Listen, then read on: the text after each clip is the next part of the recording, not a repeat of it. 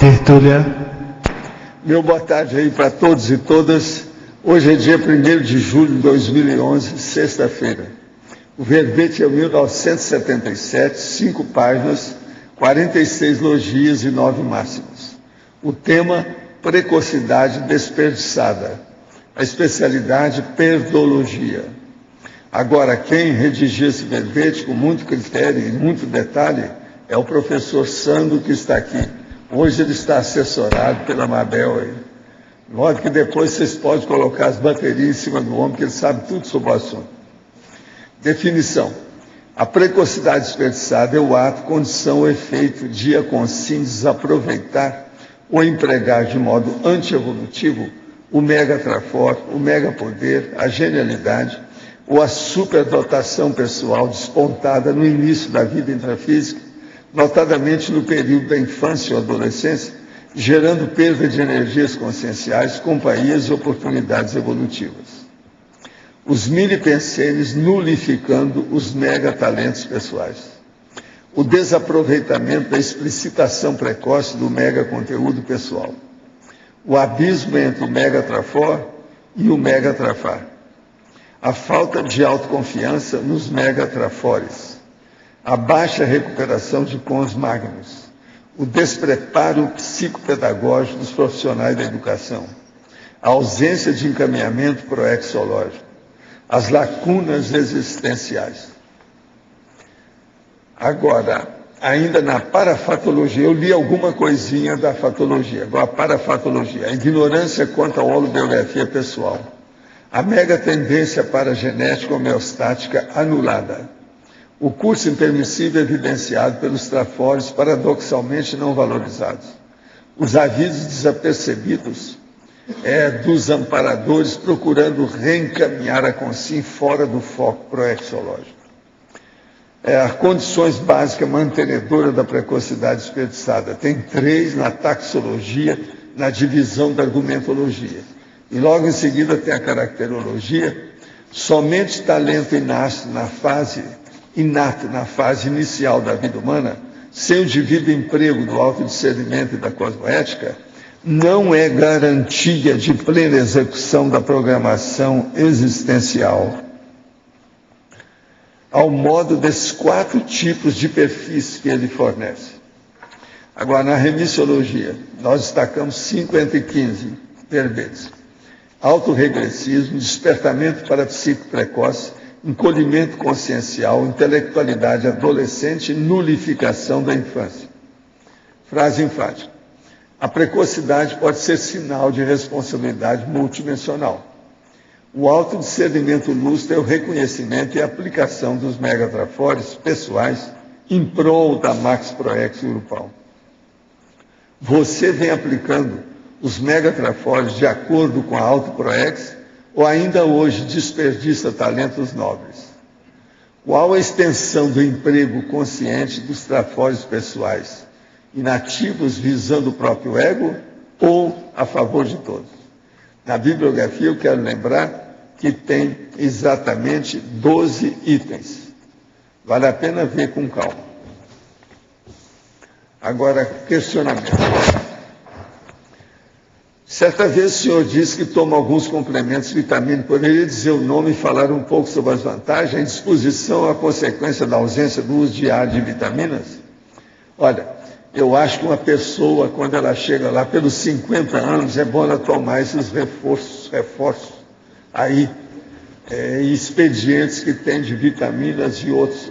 O que eu tomo é um americano que chama Ultra Preventive Third, quer dizer, escreve Ultra Preventive e 3 algarismo romano. Ultra Preventive Third. Esse aí é muito bom porque ele tem tudo aquilo que a gente precisa para compensar aquilo que a gente come. E olha que eu quero dizer para vocês que eu como bem, viu?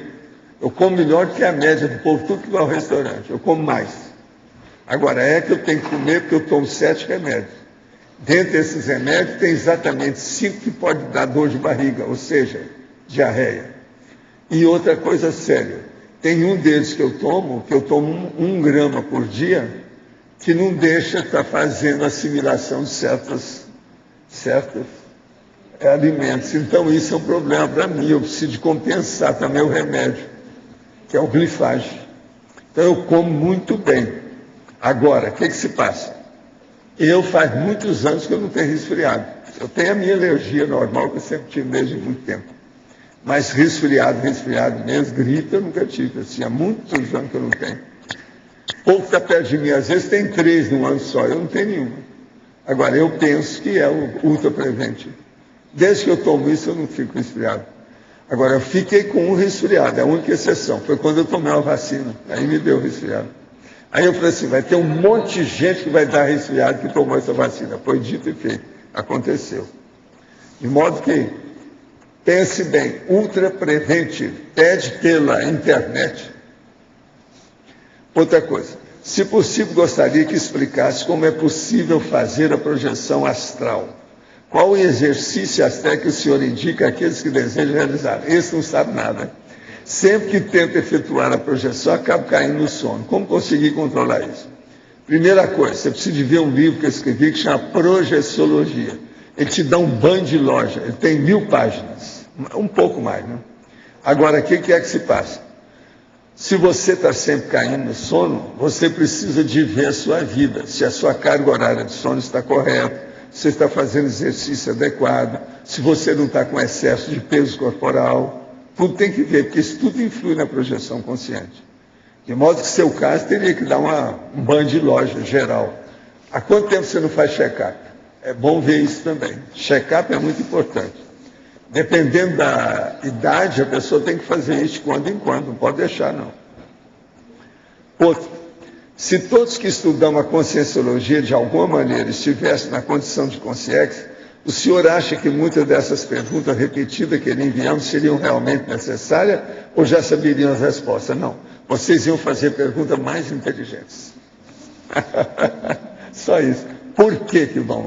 E tudo baseado na lógica. Por que vão? Vocês têm uma ideia? Pensa, vocês sabem. Hein? Não, nada disso. É a recuperação dos contos. É uma coisa mais do que lógica, gente. Pensa bem. Estou perguntando um negócio, vocês sabem. Tá certo? É lógico. Agora aqui outro. Concordo com a teletertuliana que comentou sobre o preço dos cursos.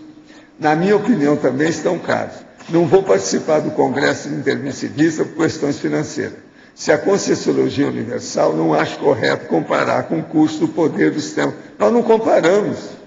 Nós fazemos a comparação para mostrar que o nosso é bem mais embaixo do que eles. Que é isso?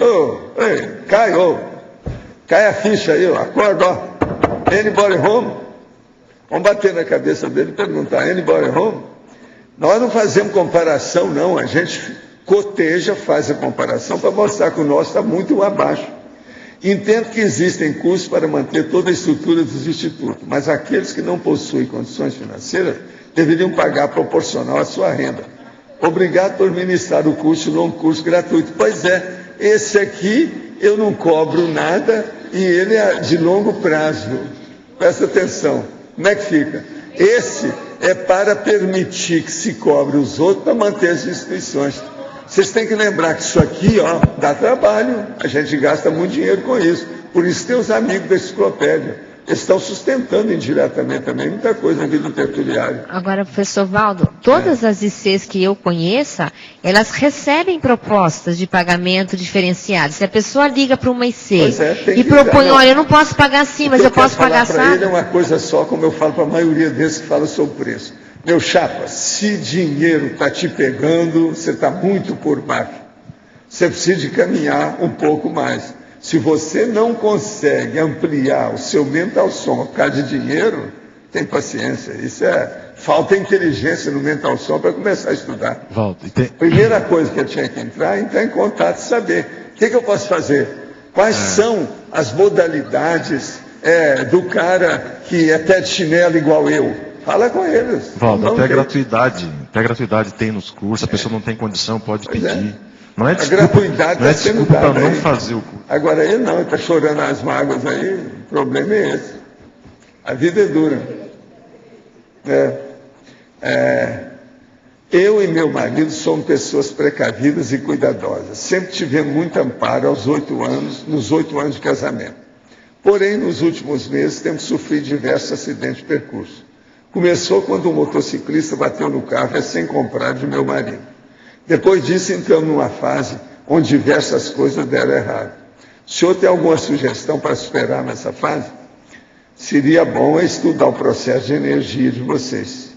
A propósito, quando o seu marido sentou na direção lá do carro, na frente, ele já tinha o seguro feito? Isso é uma orientação. A gente não entra num carro novo sem o seguro na mão. Isso é regra, é internacional isso. Pois é, toda a concessionária já faz isso com as coisas todas, não? De modo que olha isso aí também. Agora, seria bom ver as energias nesse caso. E essa turma aqui é de Florianópolis. Florianópolis hoje está difícil, é muita energia que tem lá. A situação está brava, muita coisa de turismo, os gererê da vida e outras coisas mais, né? Tem que olhar isso. Gente, eu agora entrego, então, o professor Sandro nas mãos de vocês. Tá certo? Arindar, você não vai falar nada, criança? E outra coisa, a Rosa que está aí. Como é que é o Rosa? Rosa? O Sandro está aí na sua mão. Aqui na tecnologia, essa primeira técnica, né? A técnica das compensações infraconscienciais. Podia aprofundar no tema aí, por favor? Bom, isso aí na verdade é um capítulo, né, do 700 experimentos do professor Valdo, onde ele põe justamente uma técnica para a pessoa poder compensar as dificuldades dela. Então ele traz uma série de exemplos em que, por exemplo, você imagina uma pessoa que tem uma assistência falha e ela consegue compensar essa dificuldade de fazer assistência pela sociabilidade. Um outro exemplo, por exemplo, a pessoa que tem comunicabilidade falha, ou seja, ela não fala muito, não se expõe, o que ela pode fazer é compensar isso usando um nível de intelectualidade maior que ela tenha. Um exemplo bem claro, se você for, por exemplo, estudar uma biografia, o caso do Darwin, eu acho que é um exemplo bem claro disso. Algumas pessoas, inclusive ele mesmo comenta na sua biografia, que ele tinha dificuldade de estudar idiomas, ele não era uma pessoa precoce, ele teve dificuldade na escola, mas algo que ele percebeu e outras pessoas também perceberam dele, é que ele tinha um senso de detalhismo muito acurado, ele conseguia ver coisas que outras pessoas não viam. Então, de alguma forma, isso ajudou a compensar uma outra dificuldade. Eu acho que a questão é a pessoa se conhecer, né, ter uma boa base de conscienciometria pessoal dela, para poder usar de modo prático, né, essa técnica, essa compensação. É a compensação do megatrafar sobre o megatrafar, o mini-trafar, o mini-trafar. A outra é na página 31, a paradoxologia. Esse primeiro paradoxo aqui, né, logo no começo. Né? Paradoxo social, exploração das genialidades individuais, manutenção das mediocridades coletivas. Coisa que a gente vê assim mais, acho que particularmente nas faculdades, onde eu vi muito isso, existe um grande interesse, principalmente agora, né, o Brasil crescendo muito, uma demanda por profissionais técnicos, e realmente as pessoas mais assim capacitadas com um diferencial, elas são mais requisitadas. Só que o emprego disso geralmente é para coisas fúteis, né? Você vê quanta gente trabalhando aí para desenvolver armas. Na área da informática hoje, você tem jogos, hoje, dá mais vantagem você fazer um jogo do que fazer um filme. A indústria de videogames adquire mais de 2 vezes o que Hollywood consegue com os filmes. Então você vê, eles querem uma pessoa extremamente capacitada, geralmente essa pessoa tem que se dedicar exclusivamente para aquela tarefa, né? Então ela vai viajar em outro país, vai ajudar a uma obra de engenharia no Oriente Médio, na China, só que ao mesmo tempo não existe o interesse, né, de toda a sociedade como um todo de que todo mundo esteja nessa condição.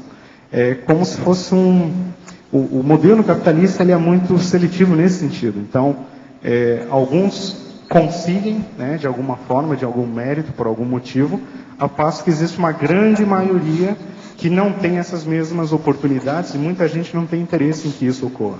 Eu acho que, então, a solução desse paradoxo seria a questão da interassistencialidade, ou seja, você usar um Megatrafor em favor de alguém. Tá, ok, obrigado. Sandra, aqui na página 30, lá na fatologia, na primeira linha, você fala a vida ectópica criada no entorno do Megatrafor. A gente pode entender, né, que a vida ectópica é criada na pessoa, né, que é a vida que ela está inserida. Mas você pode assim especificar mais assim como a vida ectópica, a relação, a vida ectópica direta no Megatrafor da pessoa, que é o maior propulsor da pessoa, né? Bom, aqui, João, você tem várias abordagens. Você tem aquela que a pessoa, por exemplo, não usa, né?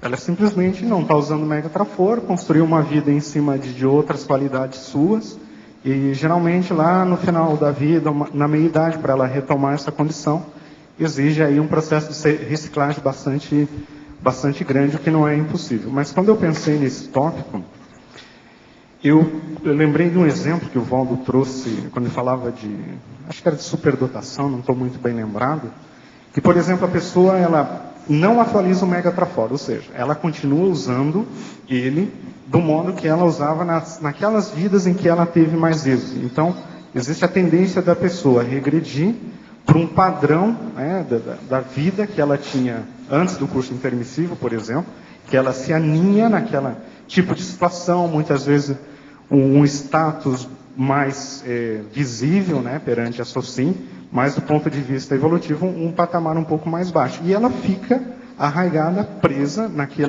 naquela vida que já teve, que reproduz, mas está aquém do que ela poderia ter feito, principalmente com a atualização digamos, do uso do Megatrafor pelo curso intermissivo. Lembrando que, eu acho que é isso que acontece, o Megatrafor você vem criando há milhares de vidas. Então, o curso intermissivo ele não cria o Megatrafor, simplesmente ele vai balizar um emprego mais cosmoético, mais produtivo, mais evolutivo desse Megatrafor, e é onde que eu acho aí que muita gente pode acabar se desviando. Sandro, aqui é Rosa. Na fatologia, na 6ª linha, eu queria que você comentasse um pouco sobre a fase infantil como sendo a pior para a consciência ressomada versus a superdotação. Bom, então, quando a gente fala de precocidade, ela tem relação com superdotação, mas não são sinônimos. Então, por exemplo, nem todo gênio, eu sei, o Darwin, ele foi precoce, mas ele tinha um nível de desenvolvimento de um Megatrafor acima da média, portanto, aí se caracteriza uma superdotação. Só que a precocidade, ela é manifesta na fase inicial da vida, a criança. Do ponto de vista evolutivo, acho que você concorda comigo, a fase da infância é a pior, é menos lúcida, você é mais instintivo. Só que se a pessoa não consegue, digamos, levar esse nível de precocidade, de utilização do Megatrafor durante toda a vida, ela vai estar fazendo o quê? Ela vai estar usando o melhor dela no pior período da vida humana. Ou seja, onde mais interessava, que é na fase da execução, a partir dos 36 anos de idade, ela entra numa condição de mediocridade. Porém, isso não significa que ela não vai chegar no completismo, né? A pessoa, para ser completista, não precisa ser gênio, ela tem que levar direito tudo o que está fazendo. Mas existe sim uma relação muito íntima com a superdotação, ainda porque, bom, eu não sou da área de psicologia, eu sou da área de engenharia, não estudei muito a área de superdotação, mas o que eu vejo assim que existem vários níveis, né, várias causas para superdotação. Uma delas é a precocidade, seja de estímulos, seja do Trafor, que aparece antes do tempo, que ela consegue usar, que ela conseguiu encontrar um entorno, uma família, enfim, que ela conseguisse manifestar dentro dessa condição, mas nem sempre existe essa relação. Eu gostaria também que você comentasse na 11ª linha, ainda da patologia, sobre a pusilanimidade, versus essa questão do título, né? Precocidade desperdiçada. Eu vejo assim, na questão específica da precocidade, então você analisa a pessoa lá no início da fase da vida dela. Eu até coloquei na estrangeirismologia a questão do bullying. Por quê? A pessoa precoce, ela tendo... Vamos pegar o exemplo da precocidade intelectual. Ela, às vezes, pelo fato de sair um pouco melhor, ela consegue avançar algumas fases aí, as séries, né, do curso da educação, da escola. Isso faz com que ela, por exemplo, comece a conviver com pessoas de mais idade do que ela, 2, 3, 4, 5 anos maiores. Hoje, como as escolas estão, a quantidade de cons réu aí realmente é bem maior do que no passado, dentro de um contexto de uma escola um pouco mais precária, a tendência é que essa pessoa ela seja discriminada. Enfim, a discriminação do bullying é feita por qualquer motivo, e por que não, né, a pessoa que se destaca, às vezes tirar uma nota melhor que o resto da turma, mas é menor, é mais franzina, fisicamente menor, e ela acaba sendo vítima de provocações e brigas. E isso pode interferir, digamos, a pessoa, de ela levar esses traumas com respeito a várias fases da vida dela, evitando que ela, digamos, leve à frente o seu mega trafor.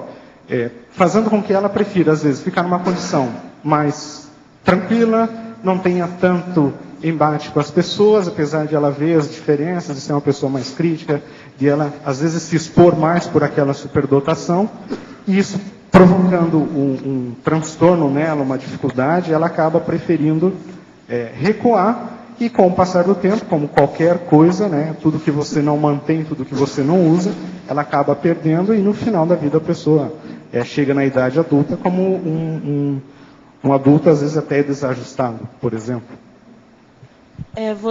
Esse verbete tem alguma coisa a ver com a sua infância? Quando você relata a sua infância?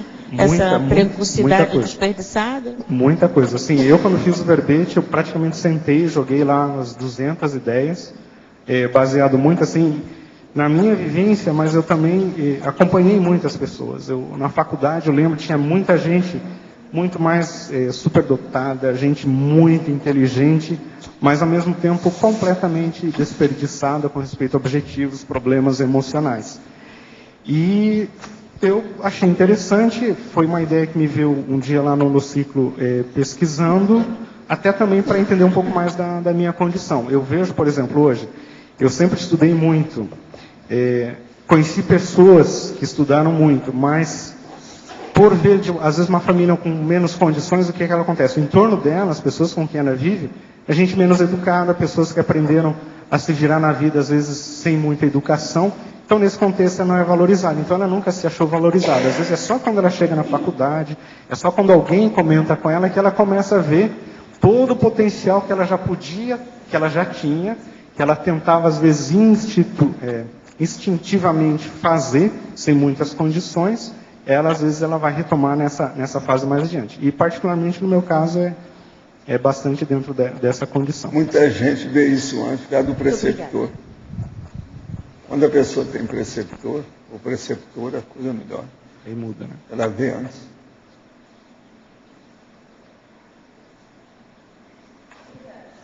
Nada. Hoje o Adélio não vai falar porque ele acha que a precocidade é insignificante para ele. Sandro. É isso? Aqui na fatologia, na página 29, na terceira linha de baixo para cima, tá? Eu achei bem interessante, queria que você ampliasse aqui, a estratégia de adaptação através da mediocrização e logo em seguida a zona de conforto mantida na insignificância. Bom, quando eu coloquei isso, eu pensei na condição, a mediocrização como uma média, mas como, ao mesmo tempo, algo inferior ao aquém que a pessoa pode fazer. Em função, muitas vezes, da preguiça mental, as pessoas acabam escolhendo o que é mais fácil para ela fazer. No caso do superdotado, da criança precoce, ela, com pouco esforço, ela consegue fazer os 51%, ou seja, todo mundo está fazendo 50%. Ela, com um pouquinho mais, ela faz os 51%. Às vezes, com esse 51%, ela obtém êxito, sucesso, todo mundo aplaude ela, tira as melhores notas, digamos assim, com pouco esforço. O que ela faz? Ela vai por aí, vai empurrando com a barriga e acaba não levando realmente o potencial que ela podia fazer, às vezes até por encaminhamento, enfim. Então, nessas situações, eu vi um caso em que a pessoa justamente passou por isso. Aí o que aconteceu? Morava lá no interior, né, sentiu o máximo lá no fim do mundo, e realmente quando entra na faculdade ela vê, não, que tem uma condição bem mais, tem muito mais estímulos, pessoas com um nível superior ao dela, ou às vezes inferior e fazendo mais, e às vezes essa mudança de local faz com que a pessoa reacione a essa mediocridade a tempo ou não. Aí depende de cada situação. Agora, o que você acha que acontece com essa pessoa na hora? Qual que é o trafar que entra? Pusilanimidade, preguiça? É um monte de coisa. Eu acho assim, eu acho que cada caso tem que ser analisado. Eu particularmente não consigo ver o caso geral para todo mundo. Bom, falta de discernimento, mas o que não é falta de discernimento? É medo, às vezes é a própria ignorância da pessoa, às vezes o contexto familiar mais dificultoso, ou seja, um nível de interprisão, que às vezes é mais importante do que o próprio inteligência dela, a fartura, como a Bel está colocando aqui. Hoje em dia, particularmente, essa questão da fartura, tem um livro do Simon Tom, que o professor Valdo trouxe, que se chama A Origem da Genialidade, em que lá eles falam que muitos grandes gênios da história, um dos elementos em comum que eles tiveram é a diversidade, ou seja, perdeu o pai precocemente, perdeu alguém da família, e isso serviu como um estímulo para a pessoa sair daquela condição de acomodação e se virar. Hoje em dia a gente vê que está tudo na mão. Então, ainda mais para a pessoa que tem um trafora um pouquinho acima da média, ela com esse pouquinho ela consegue fazer muita coisa e fica acomodada. E a zona de conforto? A zona de conforto mantida na insignificância, logo em seguida. A zona de conforto? Eu acho que essa condição, insignificância, às vezes é a questão da pusilanimidade. A pessoa prefere não se expor, porque aquilo vai trazer um ônus, né? Veja bem, sempre que a pessoa se expõe numa situação patológica, você vai ter um embate contrário. Pegando esse livro também que o professor Valdo trouxe, As Origens do Gênio, um dos perfis das pessoas geniais, entre os vários, algo comum, existe uma tendência para introversão mais que a extroversão. Então, menos futebol e mais queimar a mufa. Só que se a pessoa é muito fechada, essa insignificância acaba sendo a estratégia para ela evitar. Pois é, agora o que é bom é quando a pessoa fica extrovertida. Aí ela equilibra mais o processo. Mas ela não se desencaminha, né? Porque nesse processo, às vezes, põe o olho em cima dela. O problema é estudar muito, ser extrovertido e saber dar prioridade para as coisas. O meu caso, Valdo, foi assim, desde que eu me conheço por gente, eu sempre gostei de estudar. E eu achava que esse estudo, no caso técnico, né, na área de engenharia, era o que eu tinha que fazer. Só que eu não vi, né, que toda a minha família, eu tenho parentes professores, doutores, até reitor na minha família, eu nunca, jamais pensei em dar aula. Até que eu cheguei aqui em Foz, né, a gente começa a madurar o contato com o grupo, aí põe a mão na cabeça, mas se eu tivesse, e agora eu estou num processo na minha vida de fazer essa correção, para poder atuar com isso é bom, o ensino. Você ainda lembrou na hora certa. Sandro, caiu a ficha. Na fatologia, ali na 7ª linha, você fala da falta de preceptor, né? Essa questão da falta de preceptor, ela me parece, assim, muito importante para poder regular o aspecto da genialidade. Como é que você analisa essa questão? É importante, mas, assim, não é decisiva, né? Tanto que você tem pessoas que não tiveram isso e, enfim, conseguiram. O que eu vejo hoje em dia o maior problema é o nosso sistema educacional, massificado, superpopulação, profissionais despreparados e principalmente a convivência com os réus, né? Isso dificulta muito. As pessoas têm que acabar atendendo uma condição padrão que é difícil dar atenção especial para um caso, para um ponto fora da curva. A questão do preceptor, muitas vezes você pode ter um familiar que não especificamente é a figura do professor particular. Eu vejo como caso ideal, né? O ideal, assim como o próprio professor Valdo comenta que a medicina, a farmacologia, o ideal é ver cada caso, talvez a educação também seja, né, você ter a condição para o nível daquela pessoa. Quem não tem o mérito para isso, em função da interprisão grupo kármica, ou seja, o que for, às vezes você tem a família. O preceptor adequado para o menino ou a menina é uma mão na roda. É o máximo.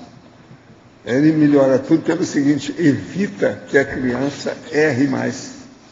Ela faz a profilaxia de uma série de condições na vida. O preceptor ajuda demais isso. Eu lembro amadurece mais depressa. Pessoas que iam na escola, só que aquele período fora da escola era totalmente desperdiçado. Então, às vezes, também você não tem a ocupação. Agora, o preceptor, ele acerta o passo da pessoa. Eu vejo o meu caso, por exemplo, a família inteira não tinha ninguém que pudesse dar apoio. E a criança, no caso, ela não vai atrás disso. Tipo assim, eu, pelo menos, não fui, né? Você acaba sem onde se segurar. Você entra naquele contexto medíocre, da média, né, mediano, e só vai ver isso aí muitas vezes na faculdade, que você não é tão bom quanto achava assim, que encontra pessoas similares lá que têm capacidades bem melhores até, né, dentro do contexto. No meu caso, por exemplo, eu sempre tive um processo terrível dentro de mim, que é o da autorresponsabilidade.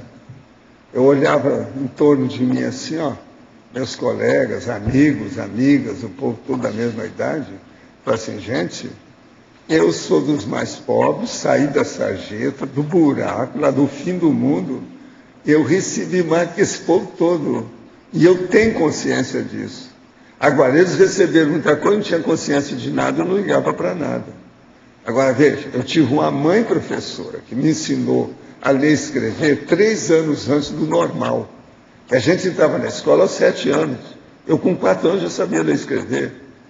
Só uma loucura. Depois me deram um preceptor que era um carrasco, só não usava dar bolo na mão, uma palmatória, mais nada. Mas o mais, durante 2 anos, eu tinha dever de casa todo dia e no fim de semana. 5 dias na semana, durante 2 anos. Outra coisa, eu estava no período ideal. Eu estava com 10 anos quando eu conversei com ele. Hein? Não, a minha brincadeira era muito pouco. Às vezes eu pegava lá os carpulhos do meu pai para fazer tuf, que dava aqueles estouros. Sabe o que é carpulho? É uma coisinha assim, pequenininha, tipo seringa, que tinha borrachinha. Ali vinha um anestésico do dentista na ocasião, chamava carpulho. Então, aquilo ele tinha que jogar fora, e eu pegava e fazia estouro com aquilo. Isso tudo você fazia em casa, tudo era brincadeira. Agora, as minhas brincadeiras, quando eu saía, era no meio do mato. Eu sempre gostei de mato. Você está entendendo? Com a situação toda. Mas eu morava bem no centro da cidade, a principal avenida, desde os 3 anos de idade. Então tinha que sair, a gente andava quilômetros para ver onde é que a locomotiva fazia a virada para voltar. Que tinha que dar uma volta para ela vir certa. Que ela chegava assim, depois tinha que dar a volta para ali. Fazer a manobra. Então a gente andava lá no virador, que eles chamavam, era o viradouro. Mas como é que era a sua socialização com as crianças, com as outras da sua idade? Eu tinha muita, né? Porque lá minha mãe era professora. Mas você só vivia estudando e não brincava? Não tinha tempo? Não, a brincar a gente tinha, sempre se arranja. Sempre tem jeito. Outra coisa, eu era uma espécie de líder. Eu pequeno, por exemplo, eu fiz um grupo para fazer ginástica de madrugada. E aquilo deu na cabeça, porque o negócio era esse mês de julho, estava um frio danado. E numa piscina, arranjei tudo. Então não deu certo. Então o que eu fiz? Fui falar com o seu Kozak, ele arranjou o armazém e me deu um pedaço do armazém para a porta, aquele negócio todo, para nós fazermos o clube do ping-pong. Então eu estabeleci a mesa, arranjei tudo arranjando, sem dinheiro, sem nada. Foi o clube do ping-pong, foi o máximo. Vários desses eu fazia. Outra coisa, de vez em quando a gente fazia a grande manifestação pública do seriado que estava passando. Então nós íamos fazer o cenário e o episódio do seriado, dos esbarrancados de Monte Carmelo. Que lá já havia esbarrancado naquela ocasião. Sabe o que é esbarrancado? Aqueles buracos feitos pela chuva, com o negócio todo que vai. Tudo isso era brincadeira de alto nível. E outra coisa, eu comecei a ler gibi muito cedo, e conhecia tudo, e fazia assinatura das revistas. Então a primeira coisa que eu fiz, que foi aí o meu primo, que era o Rivail, falou assim, você tem uma tendência de judeu terrível. Pelo seguinte, eu fazia assinatura, então eu falei assim, quem é que quer pagar para ler o gibi primeiro? Então ele vinha enrolado. Então o cara pagava, eu fazia assinatura, recebia e não lia primeiro, quem lia era ele. Depois ele passava para mim, aí eu lia para falar com os outros. Então aquilo era o máximo. Quer dizer, eu fiz o comércio da história. Sabe como é que é? Eu não criei uma empresa, eu fiz o negócio. Entende? Agora outro. Nós fizemos também a coleção de fita, que nós chamamos, é o filme que sobrava, devido àquele negócio dele queimar, então eles jogavam fora. Nós pegávamos então os quadrinhos de fita e tinha coleção daquilo. Tudo isso foi feito. E mais tarde era feito também pelas, vamos dizer, propaganda dos cinemas do Rio e São Paulo. Por exemplo, o Diário de São Paulo, naquela ocasião, trazia lá o cinema tal, o filme que havia com uma ilustração. Agora, o que o povo gostava mais era de faroeste. Então, você cortava aquilo e colava. Aquilo tinha valor, igual a fita do cinema real. Tudo isso era um movimento. O início do Agora, outra coisa, eu não precisava de sair de casa, porque o povo tudo ia lá em casa, a meninada toda. E lá em casa eles criaram uma casa no fundo do quintal, junto do muro, e eu colocava a canastra com o meu material todo lá. E foi assim que eu comecei. A minha biblioteca foi desse jeito também. Com 9 anos, quando eu comecei a biblioteca, eu já tinha um monte de livro. Em 1941. Agora, então, o meu problema era a consciência. Eu falei assim, gente, eu não tenho dinheiro, pobre, nós estamos no fim do mundo, mas veja, eu recebo mais coisas. Aquilo que a gente chama o aquinhoado. Eu tinha muito essa palavra em Monte Carmelo, eu gostava, o aquinhoado não. A pessoa é aquinhoada, é isso que eles chamam hoje de abonado. Eu era abonado pelo destino, sem ter dinheiro. Então, eu falei assim, minha responsabilidade é enorme, preciso ver o que eu vou fazer com isso. Como eu falava desde pequeno, que ia estudar a cabeça, o meu negócio estava tudo já encaminhado. Agora, aos 14 anos, quando eu comecei a trabalhar e vi aquela situação, definiu tudo na minha vida. Agora, o que eu vejo é isso. Eu devo muito à minha mãe, a dona Odete, que foi minha professora 3 anos no curso primário, e o professor lá, Vicente Lopes Pérez, foi o preceptor. Esse povo, essas 3 pessoas foram básicas na minha vida.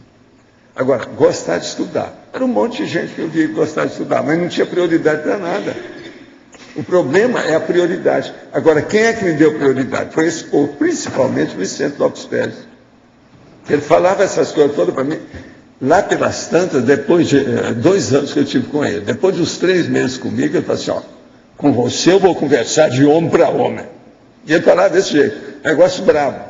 Então ele falava de homem para mim, para ver se levantava a cabeça. Professor, é claro que esse preceptor, a sua mãe, todo esse contexto, ele ajudou extremamente para poder cumprir E eu acho que isso tudo foi auxílio dos amparadores em cima de mim. Eles me ajudaram demais nisso. Porque isso é básico. É aquilo que ele explicou aí, que eu já expliquei também, não sei em quantos verbetes. A fase infantil é a pior da vida humana. E a minha foi ótima. Eu tive a ajuda de tudo quanto é tipo. Nesse caso, os pais, entendendo esse contexto, podem ajudar bastante. Pode. Né? Agora, você tem que lembrar, lá em casa o povo é muito inteligente. Essa minha turma onde eu nasci, o QI é muito elevado em matéria de quociente intelectual. É impressionante. Meu pai tinha uma habilidade, uma loucura. Meu irmão é outro. Terrível em matéria de habilidade manual, essa coisa toda. Outra coisa, em casa tinha uma orquestra. Todo mundo, o meu avô tocava qualquer instrumento de corda. Então, os caras tinham determinados talentos impressionantes lá em casa. Entende? Isso aí também ajudou, por causa do ambiente, eu olho pensando da história. Agora... Por exemplo, meu pai, que só tinha uma perna, não saía de casa, mas ele tinha um papo muito bom. É aquilo que o francês chama de causer. Os casos dele, as coisas que ele contava, ele pegava o povo assim, ó, na mão. Agora, o que se passa? Todo dia ia aquele monte de gente, que eram os intelectuais da cidadezinha pequena, ia lá falar com ele, conversar com ele. E aquilo ia até de noite, Agora, o senhor soube utilizar a fartura, né, que houve naquele momento para o senhor, né? Agora, no caso de quem não tem essa fartura, como é que a criança pode atuar? Como é que a criança em si, vamos supor que... A criança, se ela é viva, ou se ela tem algum processo parapsíquico, ela acaba incentivando os outros a ajudá-la.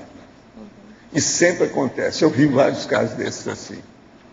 Agora, outra coisa também, a tendência das pessoas que os afins se atraem. Se ela tem algum interesse e mostra inteligência, ela acaba chegando perto de outras crianças inteligentes e de outros adultos também inteligentes. Isso aí ajuda demais. Professores... No meu caso, de vir no processo de estudar e querer ver as coisas, saber de tudo, todo mundo me ajudava. E outra coisa, eu tinha 1001 apelidos lá na minha terra. Um monte deles, cada um dava um apelido de acordo com a situação. Entende? Então, isso aí criava um ambiente favorável para a gente. Eu fui muito aquinhoado mesmo, segundo os nomes deles lá, a expressão deles. Eles têm razão. E isso sempre me chamou atenção, para poder estudar, para fazer assistência. E outra coisa, uma coisa seríssima. Meu pai me ensinou a fazer assistência. Né? Aquele negócio de pegar uma nota de 500 mil reais. E eu, com 400, eu comprava um monte de doce de leite, aquelas pedras de doce de leite desse tamanho, para acudir os meus vermes. E com uma nota desse tamanho, aquilo era um testamento, aquela nota, aquele negócio, é um diploma. Nota de 500 mil reais. Vocês olham que tem aí, olha a coleção, quem é que é a nota de 500? Meu pai me dava aquilo para levar para as pessoas, dado. Era muito dinheiro na ocasião, 500 mil reais. Era muito dinheiro.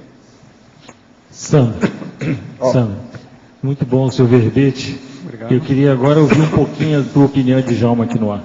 Queria ouvir um pouquinho a tua opinião, como docente, sobre a geração Z e essa geração da fartura hoje. Eles têm tudo, vamos dizer assim, né? E, ao mesmo tempo, apesar do processo educacional ter se deteriorado, a disponibilidade ela é muito grande de tudo, inclusive materialmente. Como que você vê esse mecanismo de desperdício de todo esse mecanismo, além dos trafores? Como é que você vê essa situação atual? Eu acho que é mais ou menos dentro da linha do que o Valdo vinha falando, ou seja, ele, quando jovem, na idade infantil, ele já tinha um nível, alguma referência, alguma coisa dentro dele que fazia pensar, fazia questionar. A gente vê que a maioria das pessoas não tem isso. A maioria de nós, eu acho que nessa fase infantil ainda é precária, mas o que eu posso dizer é que eu convivo, eu cheguei a dar aula para essa geração e eu vejo que existe, como é que eu digo, uma desvalorização de tudo, existe uma banalização. Ninguém dá importância para o estudo, para o trabalho, porque é só estudar um pouquinho que você encontra. Livro ninguém lê, porque você vai na internet, baixa o resumo, ou vê a aula do professor lá e aprende, então não precisa se esforçar. Só que, por outro lado, a gente tem mercado de trabalho com deficiência de 300 mil técnicos, né? No Brasil, acho que era isso, informática, engenharia, que estão tendo que importar. A solução para isso, Djalma, eu acho complexo. Tem que mudar. O problema é que o Brasil são 200 milhões. Eu vejo na Espanha lá, 40 milhões. É muito mais fácil você administrar 10 pessoas do que 300. Claro. Então, na verdade, existe essa, como é que eu digo, essa necessidade de reformular os níveis lá de cima para depois educar o pessoal aqui de baixo e aí poder reformular. Agora, o que significa essa fartura dentro do ciclo evolutivo, né? Se a gente lá na frente vai voltar a ter um processo de carestia, vai faltar água, recursos naturais, isso a gente não sabe. Ora, uma coisa que é bom a gente esclarecer é o seguinte: examinar uma superdotação na infância é muito mais difícil que examinar depois. Então, por exemplo, aqui, entre vocês, eu que convivo aí com vocês, eu sei quem é superdotado numa opção de coisa. Por exemplo, o Djalma, ele é superdotado em certas coisas que eu sei. Mas quando ele já veio, eu já sabia da vida dele, porque a turma já falava dele. O Pedro é superdotado na opção de coisa. A Cris, essa aí é como se fosse minha filha, eu conheço desde pequena. Outra coisa, todo concurso que ela fez, passou em primeiro lugar. Quer dizer, isso é uma droga, né? Terrível. Agora, por exemplo, você é superdotado pelas coisas que você faz, mexendo com esse negócio internacional, essas coisas todas suas, isso aí não é normal. A sua segurança com a questão dessa, isso é superdotação. O modo de você raciocinar, desde que eu te vi, eu falei isso. Falei com a Laura, falei assim, ó, cuidado com o cara. Isso aí, senão eu te passo a rasteira em pouco tempo. Agora, por exemplo, ali ó, a Rosa é superdotada, uma opção de coisa pelo modo de raciocinar. Essa aqui nem se fala, ó, essa. Isso é antigo. Assim é um monte. Esse outro aqui é, e outra coisa, esse aqui tem uma das coisas que falta para muitos de vocês que são superdotados. A superdotação dele tem uma coisa que ajuda demais. Hein? Organização. Ele é terrível nisso, entende? Desse negócio de organização é um dos que me faz pressão, entendeu? O mais aqui eu acho que eu engulo bem. Agora, ele... Então, vocês vejam bem esse... E assim tem um monte aí de vocês. Essa aqui nem se fala o processo da superdotação. Agora, ela é desperdiçada. Devido ao problema dela ser imperativa, o negócio todo é capaz de fazer tudo no mundo, pega o mundo sem precisar de alavanca e levanta. Quer dizer, isso é terrível. A outra que é superdotada, aquela ali, ela chegou, eu examinei, comecei a conversar com ela, falei assim, ó, que idioma que você está estudando? Aí eu já vi o processo da superdotação. Eu não sabia nada dela, só de conversar eu vi o jeito. Você está entendendo? E assim nós vamos ter um monte aqui. É aquilo que o povo, né, que conhece essas coisas, chega para mim e fala assim, Valdo, você sabe escolher seu povo, né? Fala assim, sim, eu sou de Uberaba. Fala assim, mas o que tem Uberaba com isso? Uberaba que é a terra do gado. Eu conheço o meu gado. É assim que lá em Uberaba eles falavam, mesmo na universidade. A gente conhece o gado que tem. Você está entendendo? Você já sabe o jeito. Agora, veja, isso aqui o que é? Um curral do gado. Para a gente ver o mental soma. Está entendendo? Ninguém deixa de ser bicho. Quem está aqui é bicho, não adianta achar ruim a situação. Agora, às vezes tem o gado, ou determinadas redes mais bonitas, né? Aqui, ali. São às vezes atrizes, etc. E tem disso tudo. Dessas coisas todas. Tudo faz parte do serviço. Você está entendendo como é que é? Agora, isso é que eu acho sério. Era descobrir e saber qual é o encaminhamento da criança a tempo. E ela ser encaminhada. Agora, outra coisa, eu tive uma pessoa que eu não falei aqui, que era o Zezé Palestina. O cara que morreu, que antes de morrer, ele ficou vivo até conversar comigo. Aí ele mostrou tudo o que eu devia de fazer na minha vida e depois ele morreu. 2 horas depois, a gente enterrou no outro dia. Ele era uma espécie de filósofo, eu tal que fazia assim, para falar. Sabe? É como se fosse um mantra, ou ele determinava assim, dava um aviso, eu estava pensando. Aí ele falava, tudo dele era assim. Parece um negócio nós de bater no gongo para começar a falar. Às vezes é Palestina. O Valdo, você comentando aí do encaminhamento, eu lembro que no meu caso, lá com 5, 6 anos, eu lia de tudo, gostava de tudo. Mas quando eu tive que fazer o vestibular, 6 meses antes eu não tinha a menor ideia do que fazer, ou seja...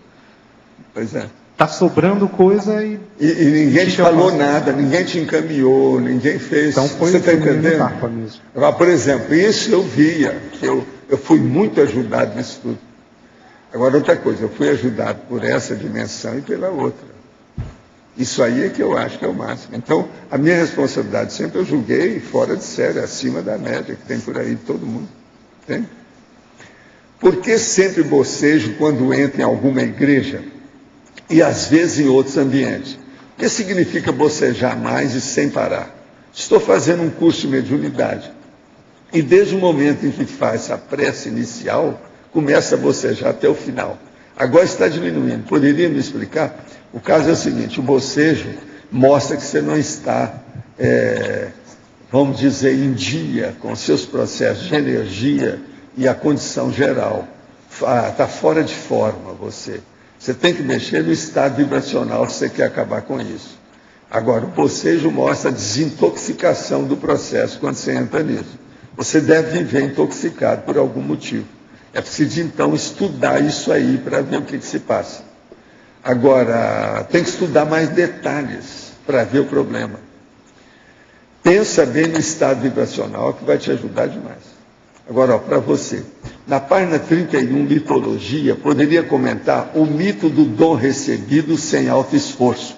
Isso é do Paulo Eduardo. Você sabe quem é o Paulo Eduardo? Já ouvi falar. Bom, na questão do dom, você pega aí, grande maioria das pessoas... Você sabe quem é o Paulo Eduardo, sabe? Sabe não? É irmão mesmo. É meu irmão, é irmão. No caso do dom, o grande problema, provavelmente vindo da religião, mas você vê até na psicologia, acho que eles usam, não sei muito bem, que existe uma tendência de falar que a pessoa é agraciada por alguma coisa superior e que ela nasce com aquela facilidade, aquela capacidade, e com isso ela deve ter alguma missão a desenvolver. O que eu vejo nessa questão do dom, o que mostra até a palavra em si, é nada mais do que o atestado de ignorância absoluta, né, da nossa sociedade com respeito à seriexologia. Tenho agora para você aqui, sério, ó, presta atenção. Hein? Tem um tio que possui genialidade. Tem QI altíssimo, domina qualquer assunto com facilidade. Tem uma biblioteca enorme em casa. No entanto, é imaturo, é alcoólatra e possui complexo de inferioridade e superioridade ao mesmo tempo. Afirma que todos são burros, mas ao mesmo tempo se sente inferior, por não conseguir nada com a sua inteligência. Atualmente casou-se e tem 3 filhos. O casamento vive em crise. O verbetólogo poderia analisar rapidamente o caso? Oi. Um caso desse dá para analisar rapidamente. Estão brincando com vocês. Bom, existem muitos pesquisadores, né, de inteligência que falam que existe uma relação muito grande entre o distúrbio, né, a psicopatia e a genialidade. Então, se observa, por exemplo, que os familiares de uma família esquizofrênica em determinadas comunidades, eles são mais criativos do que os outros, né? Existe uma relação genética, alguma interferência, alguma, digamos, polaridade entre a excentricidade patológica e a excentricidade, digamos, genial. A grande maioria dos gênios sempre tiveram algum tipo de distúrbio. Mas, na prática, o que a gente vê? Pré-serenão é pré-serenão. Então, não é desperto, tem autoassédio, tem problemas do passado. Parece aí que o caso do seu familiar é algo já de anterior da paragenética dele, ou seja, teria que ver a questão da família dele, como foi a sua criação. Mas ser bom em alguma coisa não é atestado de completismo, de sanidade mental. Ou seja, a gente tem que prisar mais a qualidade, a utilização, o devagar, mas sempre do que a excentricidade. O que o homem precisa é arranjar um megafoco. Alguém explicar isso para ele com calma. A dispersão, a falta de organização. Na página 30, em tecnologia, poderia comentar a técnica da inversão existencial? Está para você. Bom, tem livros sobre isso, mas eu acho que a questão aqui da precocidade é que a inversa é um tipo de precocidade, no caso aí acho que mais balizada pelo curso intermissivo. O professor Valdo comentou, acho que foi na tertúlia da fase existencial conclusiva, acho que é essa. Foi esse o verbete, né?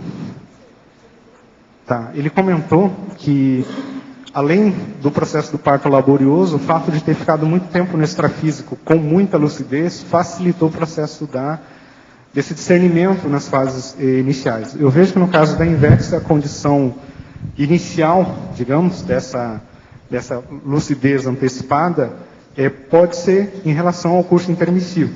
Mas, né, a gente tem que comentar que isso não é garantia de completismo. Uma coisa é você saber ter aquela genialidade, outra coisa, o mega trafor no caso, e outra coisa é você saber usar.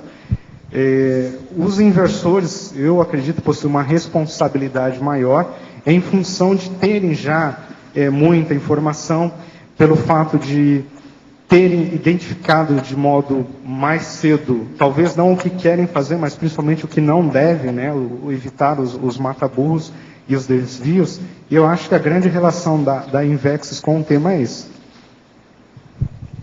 Sandro, eu estava analisando aqui a bibliografia, aí eu vi, por exemplo, aqui na 2, tem curitibano subdotado não consegue escola. Depois tem mais coisa aqui, na 6, por exemplo, país desperdiça pequeno gênero. Pelo que eu sei, o Brasil parece que aproveita muito mal os superdotados em função da escola. Agora, você chegou a ver, por exemplo, uma comparação com outros países que fazem isso com maior eficiência? Não sei se... Bom, além de jogador de futebol e novela, o que você acha que o Brasil aproveita bem? Acho que a gente começa... Carnaval. Cada país tem a sua estratégia, a sua política pública. O Brasil, infelizmente, a educação aí é a grande dificuldade, mas eu vi 3 outros países, né? De modo assim muito rápido, lendo cosmograma. Primeiro, Estados Unidos.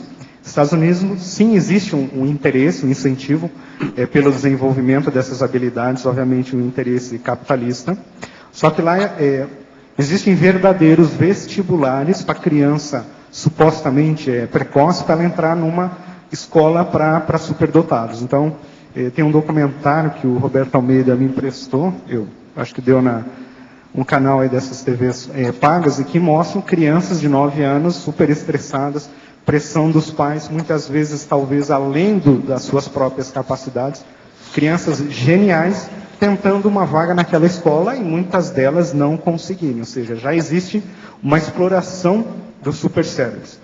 Um outro viés disso, no Japão, o professor Valdo comentou, acho que em 2006, 2007, uma tertúlia, que existe uma grande requisição pela superdotação. Existe um incentivo, mas ao mesmo tempo uma cobrança muito forte com respeito aos jovens. E isso talvez seria um dos motivos que explicasse as altas taxas de suicídios, né, da sociedade. Um dos motivos. E se você, por exemplo, pegar os chineses, dentro da precocidade somática, eles, para treinarem um atleta para Olimpíadas, eles identificam a pessoa com 3, 4 anos, e desde aquela idade a pessoa passa a fazer o quê? Passa a ser treinada para ser um competidor, para ganhar o quê? Ganhar medalha de ouro. Então, obviamente, como muitos não conseguem, imagina o nível de frustração. Ou seja, cada país acaba adotando uma estratégia. Você pega, por exemplo, a Coreia do Sul. É um país que há 40 anos não era uma potência, que decidiu investir em tecnologia. Esse investimento em tecnologia favoreceu o desenvolvimento de faculdades, de escolas dentro da área técnica, e hoje aí você vê um país pujante, com muita produção, várias empresas de tecnologia. Eu vejo assim, cada país, por um motivo ou por outro, né, acaba adotando a linha prioritária de conquista que ele pode determinar. Sandro, a questão da precocidade desperdiçada, ela pode ser também considerada um desperdício um ressarcimento grupocármico, no caso dela ser imposta? Peraí, repete, eu não entendi. A precocidade desperdiçada, no caso dela ser imposta, em ser a revelia do jovem, por exemplo. Tá, dá um exemplo. Pode ser considerado como um resgate grupocármico? Porque, por exemplo, eu vou dar o meu exemplo, eu aprendi a ler antes sozinho, e minha mãe só descobriu na escola quando eu estava atrapalhando os outros a tentarem ler os textos, e eu estava sem paciência, e eu lia na frente. Então a professora reclamou, e depois os professores do colégio pediram meus pais para levarem em uma escola de Goiânia, que em Tocantins, Araguaína, Tocantins. Mas meus pais, não tendo condições, falaram, não, vamos deixar ele aqui mesmo, vamos criar ele como uma criança normal. Então não tinha quase nenhum livro em casa, enciclopédia eu lia 3, 4 vezes o mesmo texto. Eu criei um grupo de ciências em casa quando eu tinha 5 anos, só que depois que eu quebrei o segundo aparelho, minha mãe desativou tudo. Quer dizer, faltou incentivo para eu desenvolver isso, e foi a minha revelia. Então nesse caso foi algum tipo de resgate grupocármico, por exemplo? Que eu vejo aí, eu conheço gente assim, passei por coisas parecidas, eu vejo que é questão do mérito, ou seja, houve um predomínio de atender, né, necessidades grupocármicas em função de um atributo talvez que você já tenha, nós já tenhamos há várias vidas usando e de forma desperdiçada. Acho que uma pergunta bem relevante que eu penso, porque O Megatrafor é algo positivo, correto? Você desenvolve isso em que? Em milhares de vidas. Então, durante milhares de vidas, você vem escolhendo, por algum motivo, desenvolver algo positivo. Só que, ao mesmo tempo que a gente priorizou essa área, muitas vezes por desejos, motivações, gostos pessoais, nós deixamos cosmoética de lado, assistência. Então, chega um momento que, às vezes, é mais prioritário você ficar quebrado num canto, atender outras coisas, até porque se a pessoa fica apaixonada pelo que ela gosta de fazer, a tendência é aquilo virar um vício, ela entrar naquele mundo. A gente conhece muito professores de faculdade, né, apaixonados pela área. O problema é ficar na motivação sem chegar na paixão. Esse aqui é o caminho. Uma coisa, queria te pedir, se você tem esse aqui, o Douglas Fox, sobre Inner Savant, está faltando a data disso. Esse aí não tem a data aí na bibliografia. O povo às vezes vai querer ver e não tem a data para poder pesquisar. Às vezes ajuda. Qual que é o número, Val? Número 3 é o Douglas Fox, The Inner Savant, Discover, a revista Discover. Tá lá no Holociclo. Então é isso aí, é só olhar lá. Nulificando-se a infância, de que forma fica a capacidade cerebral de um cérebro ainda não desenvolvido? Isso é para você. O Valdo tem um verbete que fala disso, é o caso do serenão, que já extrapola totalmente, ele derroga, né, as leis físicas. Ele consegue, como por exemplo lá no caso do capítulo 60, 56 da Projeções da Consciência, em que a monja extrafisicamente, sendo consciente, ela consegue queimar armas, ferro, ou seja, as leis físicas já foram por água abaixo, por que não a lei física da questão do cérebro? Agora, se existem traços em que uma criança pré-serenona vulgar, ela já consegue fazer num nível adulto, isso é porque essa estrutura cerebral, até certo ponto, possibilita, dentro de um limite, essa condição. E temos que lembrar... Existem os processos de paramicrochip, existe macrosoma, tem uma série de condições. Aqui, nós não podemos deixar de considerar isso para a maioria das pessoas, tem que ver.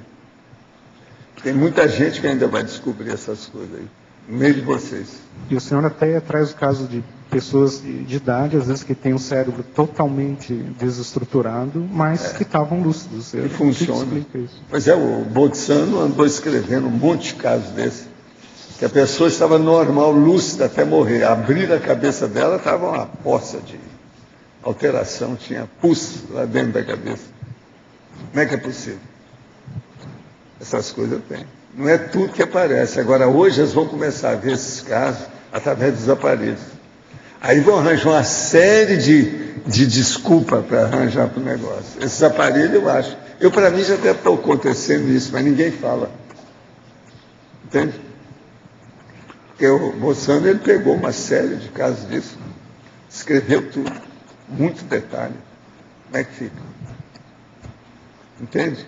Então é a consciência que supera o processo do cérebro alterado.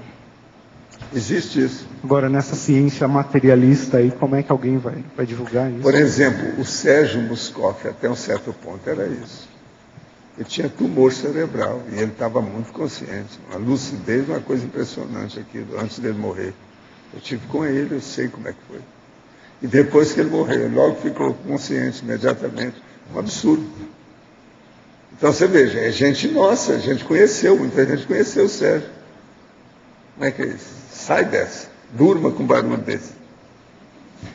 Isso que eu estava falando, há uma derrogação de leis, dependendo do nível da consciência. Porque as leis existem, por exemplo, dentro do nível de evolução e de discernimento, de consciência, de autolucidez daquele ser. Então, por exemplo, a formiga poderia fazer coisa melhor se ela tivesse mais inteligência. E assim tem, o gatinho, por exemplo, já podia começar a estudar conscienciologia, né? Se tivesse mais um pouquinho de inteligência. Então precisa de dar, assim, essas prioridades que ainda não tem. Então, muita coisa eu acho que nós podemos fazer o jeito que o serenão faz, é que a gente ainda não sabe como. Mas nós já temos as condições. É desse corpo, dessa massa aqui, é que aparece serenão. Então, por exemplo, eu acho que a maioria aqui não falta nada para ser serenão. Falta é o know-how. Só isso. Agora, por exemplo, o Djalma está fazendo força, deixou a barba crescer, olha lá como é que ele está, para ver se o negócio melhora. Né? Vamos ver o que dá, né? Cada um faz força, né, do seu modo. Né?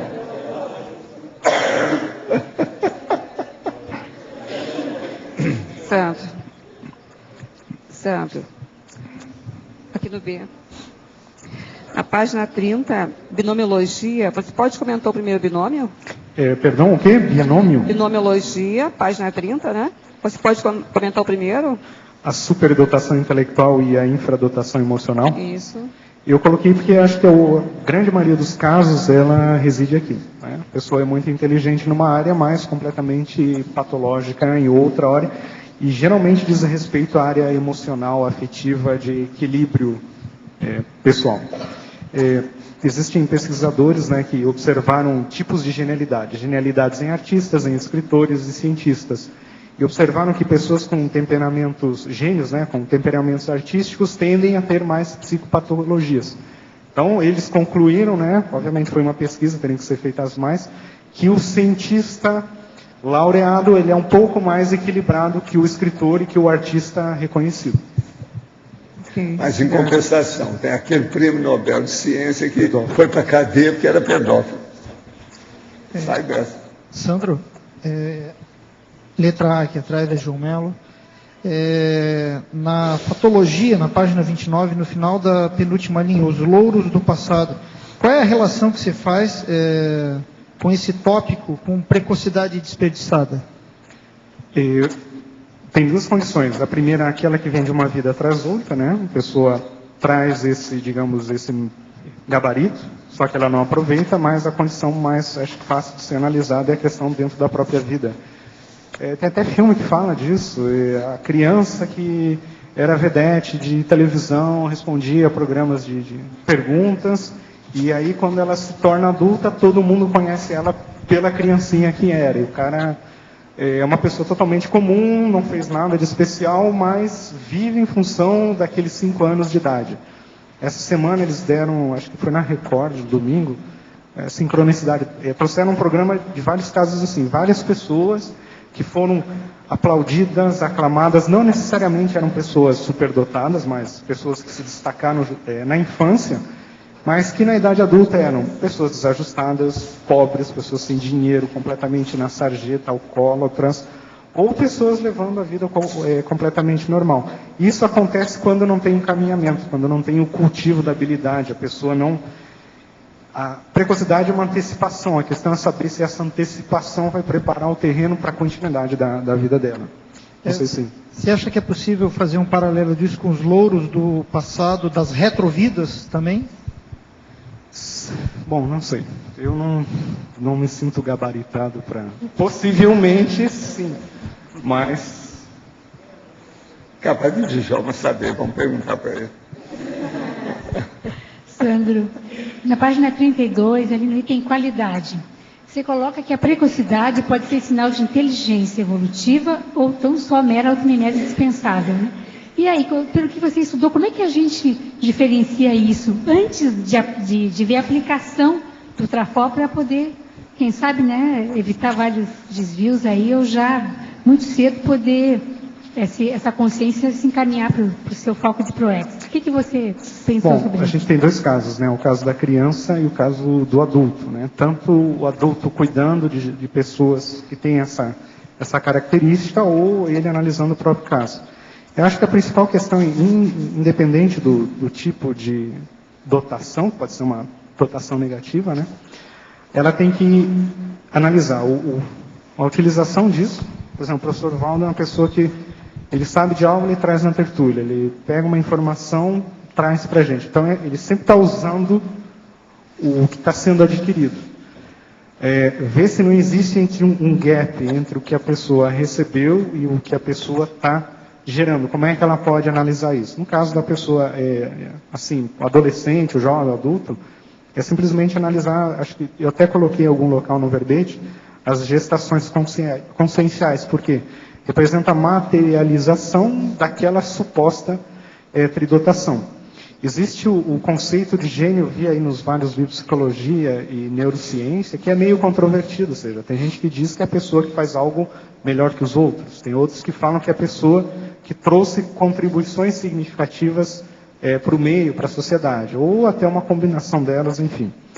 Então, eu particularmente penso que o balizador da utilização, se é automimese dispensável ou se é a inteligência evolutiva, é o que a pessoa faz com aquilo, simplesmente isso. Ou seja, quem que ele já ajudou com isso? O que ele já fez? Elenque quais são as 10 realizações. Eu queria te pedir uma coisa encarecidamente muito séria, e que visa muitos dos nossos amigos aqui, tá certo? Você escreveu precocidade desperdiçada. Por favor, espera um pouco para você escrever a maturidade desperdiçada ou ancianidade desperdiçada. Pelo seguinte, deixa o povo ver se eles fazem os verbetes e os livros primeiro. Espera mais um pouco para você saber, porque senão nós vamos ter uma maturidade desperdiçada violenta por aqui, se for fazer agora. Como você já sabe, a sua cabeça vai acabar batendo nesse assunto. E eu, desde já, peço, e sou advogado de defesa de vocês, que são retardatários mentais somáticos. Tá certo? O que você acha? Tem lógica isso que eles estão falando? Tem? Agora, o nome, você teria que ver se é maturidade desperdiçada ou se é ancianidade desperdiçada. Que é um ancião. Você está entendendo? Você pode escrever. Então, por exemplo, a pessoa que de uma hora para outra tem um infarto, vai embora, ela devia ter feito o negócio antes, não fez, deixou o negócio, adiou sine die, empurrou com a barriga, é a ancianidade desperdiçada. Eu já vi vários assim. E outra coisa, aqui não tem desculpa. Por exemplo, no movimento espírita ainda tinha desculpa. Meus amigos, uma opção de gente. Esse que às vezes telefona, antes de dessomar, eles telefonam para mim. O Lóis tem acompanhado esses casos aí comigo, que ele viu. Agora aqui não, está todo mundo aqui, nós somos da CCCCI. Veja bem, CCCI. É o curso intermissivo lá no fim. Está dizendo? Como é que fica? Posso aproveitar para falar que amanhã vai começar um programa Verbetografia. Então, aqueles que ainda não fizeram verbete, então, gente, olha, não quem é que são os maduros retardados que estão aí? Os retardatários com a maturidade mental somática. Então, amanhã, 8 horas da manhã... Lembre-se, é um negócio chamado Mega Gescom. Isso aí é o cara que um dia desse eu fui falar em Mega Gescom, eu falei assim, Paulo, não fala essa palavra para mim, senão eu não durmo. Não fala essa palavra para mim, senão eu não durmo. Não fala, não. Valdo. De modo que você vai acabar fazendo esse verbete, tá? Valdo, aqui. Sim. Aqui. Sobre um paramicrochip. A gente pode nascer com esse paramicrochip, pode receber esse paramicrochip ao longo da vida. Pode ser uma coisa super rápida, às vezes um mês, e vai embora, eles tiram. Só para aquela pessoa fazer alguma coisa. Eu já vi isso tudo. Essas coisas ocorrem, isso existe. Agora, uma das coisas mais difíceis que tem, como comprovar isso? Isso. Mas tem. E como associar... Agora, veja, esse paramicrochip seria, assim, uma espécie de adendo, upgrade, suplemento, complemento do processo da superdotação da pessoa. Isso que eu ia te perguntar, isso. Como que associa Agora, outra isso? coisa, não fica pensando que a pessoa tem um paramicrochip para fazer só fenômeno parapsíquico, não tem nada disso. Tem que raciocinar muito isso aí, a coisa mais complexa, o negócio é mais embaixo, seríssimo. Às vezes é um processo de ideia, um processo mental somático, para fixar a pessoa. Outra hora, receber um paramicrochip para defender a pessoa devido aos ataques que ela vai receber devido ao trabalho dela. Tudo isso eu já vi. Outra coisa, não fica pensando que se dá com um homem, não. Às vezes é mulher mesmo. A mulher recebe isso. Negócio sério. E eu até já perguntei, que eu queria saber, quem é que é mais fácil de receber paramicrochip? Homem ou mulher? Eu perguntei, eles não me falaram, eles também não sabem. E a pessoa tem como identificar isso? Como é que Tem certos casos que eles ficam muito óbvios, ficam evidentes, tem alguma coisa diferente. Igual aquele caso que eu contei para vocês, da Abrap, do cara que sentiu que estava com o negócio que estava na cabeça e pegava no ombro dele. Aí ele estava sentindo alguma coisa, aquilo era óbvio. Tem um outro, por exemplo, lá, que é o PLC, lá, do amigo aí, ó, o nosso amigo Maurício. Ele tinha paramicrochip. E eu tinha falado isso para ele, foi por isso que ele melhorou. Foi para os Estados Unidos. É o tal que fez xixi e apareceu luz no xixi dele, a Shirley MacLaine viu. Que é efeito físico, com energia. Você consegue enxergar, identificar isso? Não, conforme a pessoa, a parapsicosfera da alteração, aí você tem que pesquisar aquilo. Quando a gente consegue pesquisar, você vê que aquilo pode... Você pode chegar a uma determinação do processo. Você localiza, você identifica, dá um diagnóstico. Tem casos que às vezes dá. Eu já sabia dessas coisas, do movimento espírita eu vi vários casos assim. Então pode ser colocado também para consertar uma determinada situação. Às vezes é uma saída que eles arranjam. Você está entendendo? Dentro do processo.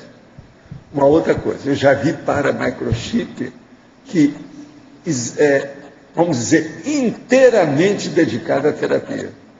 Era uma pessoa que aconteceu um acidente, houve um negócio na cabeça, e eu vi que eles estavam trabalhando. Aí o tal mal me falou, não, você tem que sair do corpo, você vai dar energia. Nós fomos para lá. Colocou energia e o cara consertou a cabeça dele, porque ainda tinha umas coisas para acabar de fazer. Ele durou, parece 1 ano e meio, mas resolveu tudo que ele precisava e morreu. Agora, isso tudo foi terapêutico. Eles deram alguma coisa na cabeça dele, que eu sentia, eu estava lá e eu via as coisas, como é que foi feita, e depois vi o encaminhamento daquilo. Eu ainda estava em Uberaba quando eu acompanhei esse cara. Negócio sério. Então, veja, paramicrochip é um negócio em aberto, é muita coisa que tem para a gente estudar, a gente não sabe para onde vai isso, como é que é, de que modo que é. Agora, o que eu sei das coisas mais sérias é o paramicrochip que acompanha o macrosoma. Esse, para mim, é o ideal. Seria um profissional da história, a coisa mais séria. A pessoa já nasce com ele, é isso? Já nasce, já encaminhado. Ele está encaminhado pela paragenética. Vai depender agora da pessoa, como é que fica o ambiente, a mesologia, o modo, a educação, aquilo que nós estávamos falando da infância. Isso tudo vai influir demais na pessoa. Entende?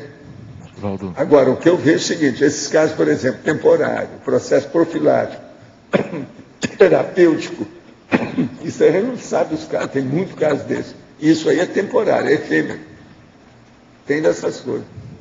Por exemplo, esse caso dos caras lá que eles falam aí de abdução ou qualquer coisa aí de ufologia, tudo é um ponto de interrogação, ninguém sabe o que é isso. Tem que estudar isso aí. Agora, há casos difíceis. Existe filme, inclusive documentário sobre esse assunto, que não tem saída, eles não têm solução para o caso até hoje. Aquilo é uma pesquisa em aberto, ninguém sabe o que aconteceu. Então, esse negócio de ufologia, a gente não pode jogar tudo fora, não. Tem um pedaço ali que ninguém sabe explicar até agora. Mas aí você está associando o paramicrochip à ufologia também. A tudo. Eu te pergunto, onde é que não entra isso? Na hora que você vai colocar uma coisa que é um gadget, ou alguma coisa extra numa pessoa, isso é para tudo. A psicomotricidade, o processo das energias dela, o parapsiquismo, o problema da terapia, o processo de... tanta coisa que tem. Você acha que o EM já veio também com algum paramicrochip, mais maceteado? Você acha que ele veio? Hoje nós estávamos falando ele veio com uma macrosoma, hoje né? eu estava falando sobre isso aqui. Nós estávamos conversando justamente sobre esse assunto. Você está entendendo? Tudo indica que deve ter alguma coisa, porque ele tem um macrosoma. Ele tem macrosoma. Uma outra coisa, minha mãe também teve macrosoma, que eu sei. Agora eles estão para lá, precisa ver o que vai dar isso. Tudo é um processo que eles ficam esperando. Agora, eu só fico vendo é o seguinte, um evoluciólogo igual o transmentor, ele vê essas coisas, tudo encaminha, todo mundo vem para a Terra. Então ele fica, não, estou esperando para ver o que vai dar. Porque nós aqui agora, com esse povo que foi e inverteu, nós estamos vendo a mesma coisa dele. Você está entendendo? Um dia desse eu estava falando, eu estou igualzinho você. Eu falei com ele. Eu fico aguardando para ver o que vai dar. Ele espera de lá, eu espero daqui. Agora o povo está aqui. Preciso ver o que vai dar. Um dia desse ele esteve aí comigo, nós estivemos aí atualizando as fofocas sobre os assuntos, entende? Então, uma das coisas que eu perguntei para ele foi isso. Eu falei com ele, né? Pois, olha, do jeito que é que você tem, a expectativa também tem. Tem casos que eu não sei o quê. Eu falei assim, nessa nós estamos iguais, ele falou. Então, assim, é uma saída. Paulo, você comentou ali sobre um atendimento que você fez junto com o Tal Mal. Né? Foi um atendimento dentro de uma especialidade que é paraclínica, né? Você poderia falar um pouco mais sobre... Não, é a neurociência o negócio que foi feito. Pois é, é o tipo de atendimento que acontece envolvendo a terapêutica, só que, e as doenças, só que quando elas estão no processo, você está atuando no holossoma, não necessariamente no soma. Você fez um atendimento fora do corpo, né? Quais são, assim, as formas de atuar melhor? Não, mas o problema é que eles atuam de tal maneira que entra nos problemas do corpo. Nesse caso lá, eles mexeram nos pares cranianos, que eu sei, na ocasião tinha isso, que eu vi a conversa lá do negócio. Agora, por exemplo, eu sou muito encasquetado e tenho muita curiosidade nas coisas que o Hayek faz, que é isso aí. Ele mexe com alguma coisa nesse sentido. Agora, nós não sabemos. Vamos esperar que a neurociência é capaz de descobrir uma série de fio da meada que depois, puxando, vai explicar uma opção de coisa para a gente. Eu tenho muita esperança na neurociência e na nanotecnologia. Pode na questão da paraclínica, o que você considera o mais importante para estudar?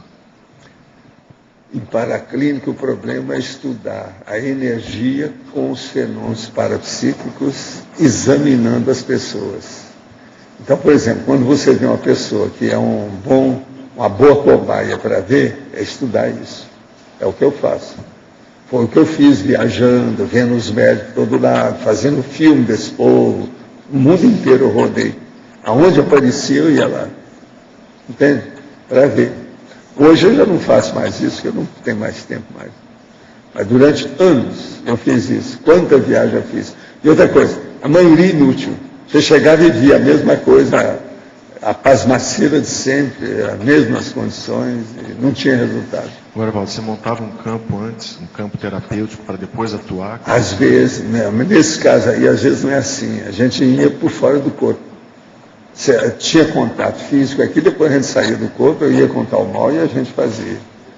Foi esse caso, por exemplo, um dos piores que teve foi daquele homem que precisava de viver e que eu estava tratando, que estava no hospital. Isso do Centro da Consciência Contínua. Ele estava no hospital. E eu tinha lá um certo contato com o negócio, na enfermaria. E eu cedia energia, tudo que podia. Depois eu fiquei de cama de sábado até terça-feira de manhã. Neurocaplasma. Aquele foi uma recuperação do negócio. Aquilo lá é mais do que... Se pode fazer uma recuperação dessa, pensa bem em paramicrochip, que é uma coisa menor, como é que é muito mais fácil. Isso aí é uma das coisas mais difíceis que tem. Que é refazer o cara, levantar o cadáver. Isso aí não é fácil. Professor Valdo, ensinar o estado vibracional, por exemplo, fora do corpo, isso pode ser uma tecnologia para estimular a pessoa e contribuir? Fora do corpo, isso pode ajudar, mas não resolve. O processo é o domínio da energia. Estado vibracional é o primeiro passo do domínio da energia.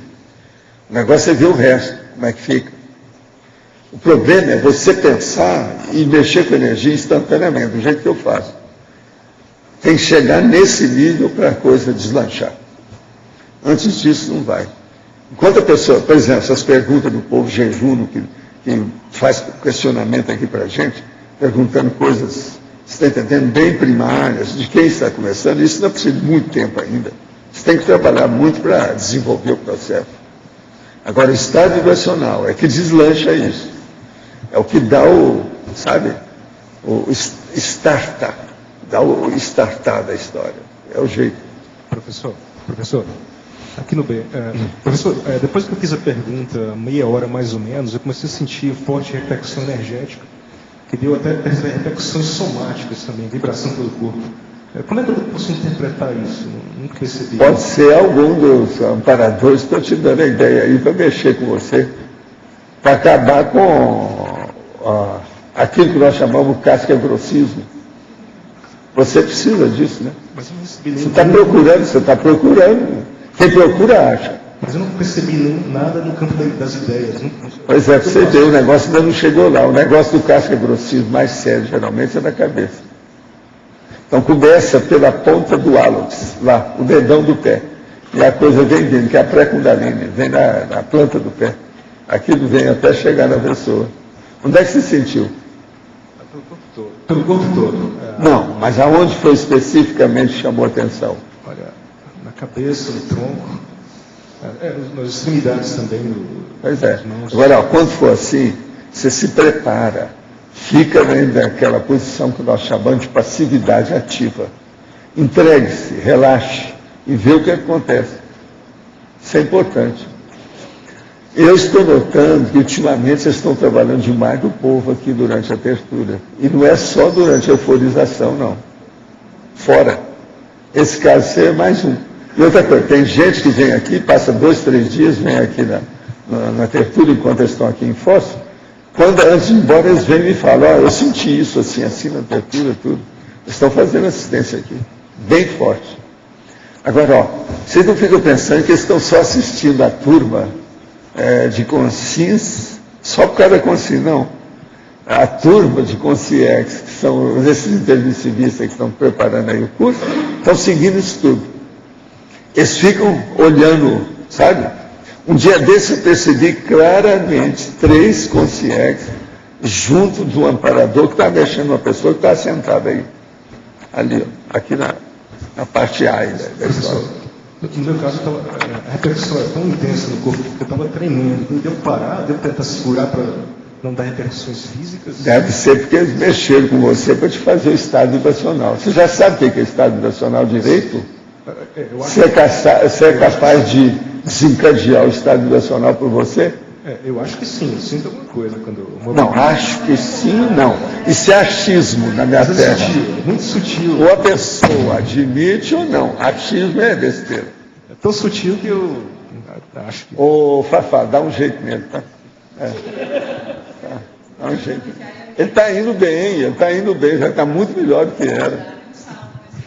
Já deu jumping, tem que falar com ele em inglês. Jumping. É por aí. Tenho dificuldades cognitivas, dislexia, descalculia e déficit de atenção. No entanto, desde criança tenho um raciocínio altamente avançado para a filosofia, a arte e temas abstratos, ao modo de psicologia, e compreendo a conscienciologia com grande facilidade. Sofri violência na infância e tive um emocional um pouco afetado. O Verbeton poderia comentar? Você entendeu o que é que lê tudo de novo? Não, entendi. Eu acho que a saída é assistência. Ou seja, a pessoa tem as dificuldades dela, tem os traumas dela, mas quando ela começa a entrar na intimidade das outras pessoas, ela começa a ver as dificuldades dos outros. E esse cabedal de informação que ele tem, esse excesso, esses trafores, né, que é o que está sobrando, que ela pode doar para os outros, tem que ser influenciado. E agora, esse negócio da dislexia aí, com a descalculia, o déficit de atenção, o laptop pode ajudar demais a pessoa. Laptop. Estudar, ler, apontar. Não, o laptop ajuda muito isso, por causa dos processos de memória. Né? Mas tem que cuidar. Eu conheço dislexo que entra no laptop, liga a internet e desvia. Não, mas aí ele tem que ver o que é que ele faz. Esse aqui está sempre escrevendo para nós, ele não é bobo esse homem, não. Ele aí é fino na história. Já vi umas perguntas dele muito sérias, alto nível. Então eu penso que com o laptop ele pode alterar isso tudo. Agora, o déficit de atenção, isso tudo é por causa da hiperatividade. Ele tem que ver, ordenar a vida, disciplinar, se organizar. Que ele deve ser expressivo. Está na cara que é. Quando é assim. Agora, o que a gente nota é o seguinte, parece que a inteligência, a genialidade, a superdotação, a pessoa paga, sabe como é que é? Um pedágio para chegar lá. O primeiro pedágio é a desorganização. Ela fica com o processo da versatilidade, a polivalência, aquilo desvia e acontece. Esses casos, quando acontece esse monte de coisa, é assim. Um monte de gente que tem síndrome, essa aqui, ó, o déficit de atenção e a hiperatividade, tem algumas tinturas de superdotação. O processo é estudar o quê? Como? De que modo?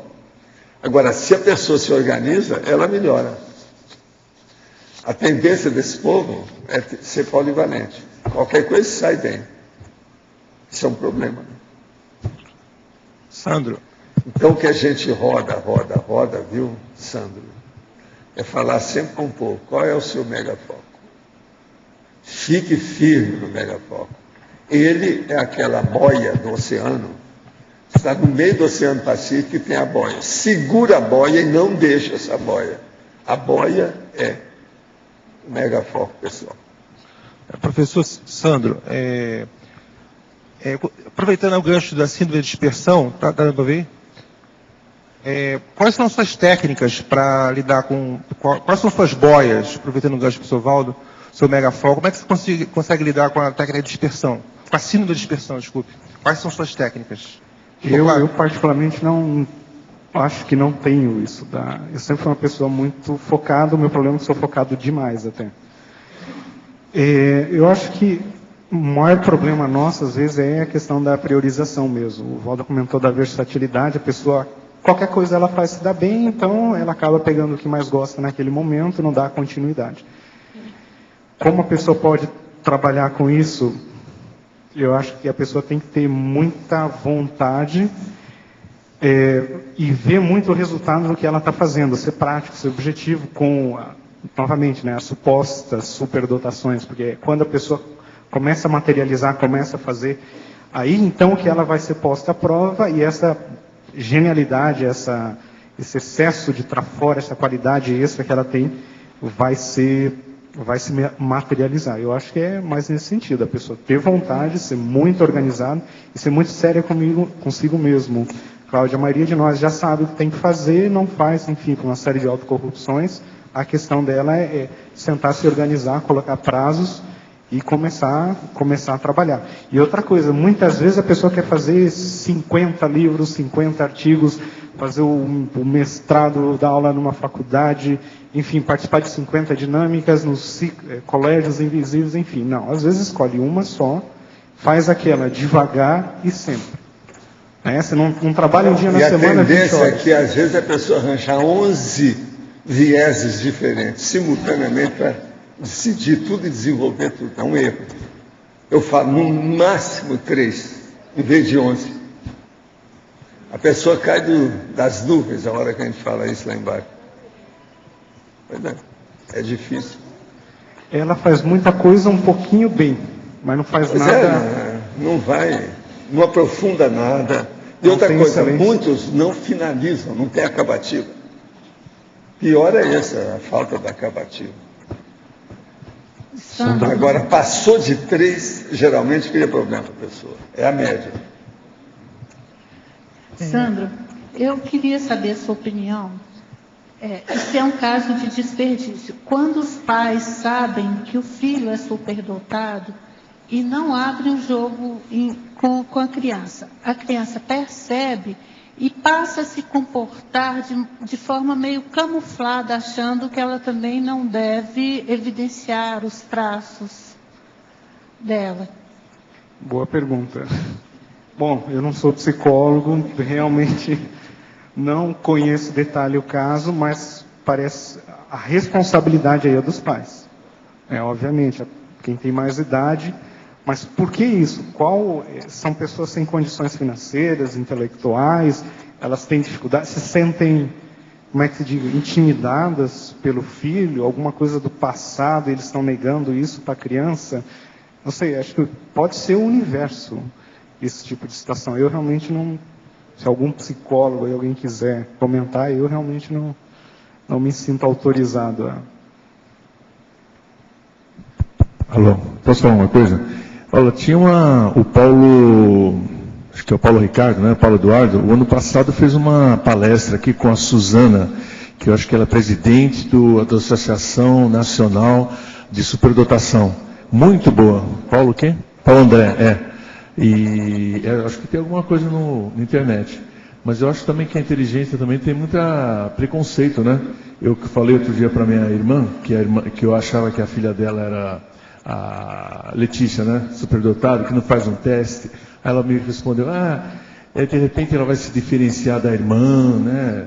E vai criar problema. Então você vê, revela um certo preconceito contra a inteligência, né? Seria bom se a menina tivesse um QI, saber que ela tem um QI maior para ter uma certa orientação. Existe um princípio que eles acham que é o seguinte: aonde tem superdotado, tem vários infradotados. Quando o infradotado manda no superdotado, por ser ascendência familiar, é um problemão. Isso aí é o infradotado. Fala com ela, você é infradotado, está com inveja do superdotado? Fala na cara. Às vezes dá impacto. É o caso dela, né? Obrigada. Pode ser. Não é que nivela por baixo. A pessoa, não, ela quer extinguir aquilo o mais depressa possível. Possivelmente é isso aí que aconteceu nesse caso. Ele começa a ter observação. Agora, lembre-se disso. O princípio é o seguinte: aonde tem um superdotado, tem vários infra em torno. Infra. Dor de cotovelo ou a psicoalgia da articulação húmero-radial. É o nome técnico. Ele arrancou a porção. Sandro, na sinergismologia, na página 30, você coloca no finalzinho ali o sinergismo patológico, mini-trafor simples, mini-trafar simples e mega-trafar composto, né? O mega-trafar composto é aquele mini-trafar que pode estar evitando aí ou dificultando a manifestação de um mega-trafor, né? Como é que você avalia esse trinômio, esse sinergismo aqui, dessa maneira?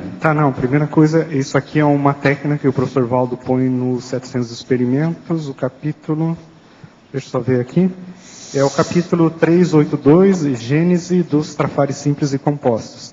Segunda coisa, tem um erro, na verdade é sinergismo patológico mini-trafar simples, mini-trafor simples e o mega-trafar composto. O professor Valdo, o que ele comenta é que existem duas coisas não consolidadas, ou seja, você tem um mini-trafor e um mini-trafar, que são algumas tendências positivas, negativas que você tem, mas aquilo não é estanque, não é fixo, não está consolidado. O que acontece nesse caso é que o mega-trafar composto é aquela manifestação patológica que se fixa, que se consolida, muitas vezes pela evolução ou pela conjunção dos outros dois. Então, alguns exemplos lá do capítulo é a questão da criticidade. A mini-trafar seria o acriticismo antigo, a pessoa não tinha nada de crítica. Então, ela começa a desenvolver isso. Então, ela começa a ter um pouco de autocrítica esboçante. Então, mini-trafar. Só que quando ela começa a ser muito heterocrítica excessiva, isso aí acaba passando da conta e se tornando um mega-trafar composto, né? Se tinha algo que começou... Até certo ponto você continua tendo aquela autocrítica, aquela falta de autocrítica inicial, só que limitada a uma linha de ação. É como se fosse uma evolução de um traço, ou uma combinação de dois antônimos em que existe a preponderância de um sobre o outro e acaba consolidando. Então, no caso da precocidade desperdiçada, essa questão é bem importante, né, no contexto de você entender por que muitas vezes não desenvolveu um mega-trafor, né, um aspecto importante dentro da precocidade. Né? Tem lá na taxologia e também tem a enumerologia, algumas possíveis causas pontuais, mas basicamente o que eu vejo é a ignorância, a pessoa não sabe que tem. A segunda, ela sabe que tem, mas não usa apropriadamente. E a terceira, ela sabe que tem, ela usa com toda a força, mas egocentricamente. Então, eu acho assim que vários são esses motivos. A pessoa tem que analisar cada caso em específico para poder identificar. Agora, lembrando que a precocidade desperdiçada, ela tem recomposição, né? A pessoa tem a vida, é uma adulta, ela pode continuar a ProEx, como eu falei no início, nem todo gênio, né, reconhecido foi precoce, então o que importa acho que é o completismo. Melhor ter desperdiçado a precocidade, mas não a própria vida, né, a ProEx.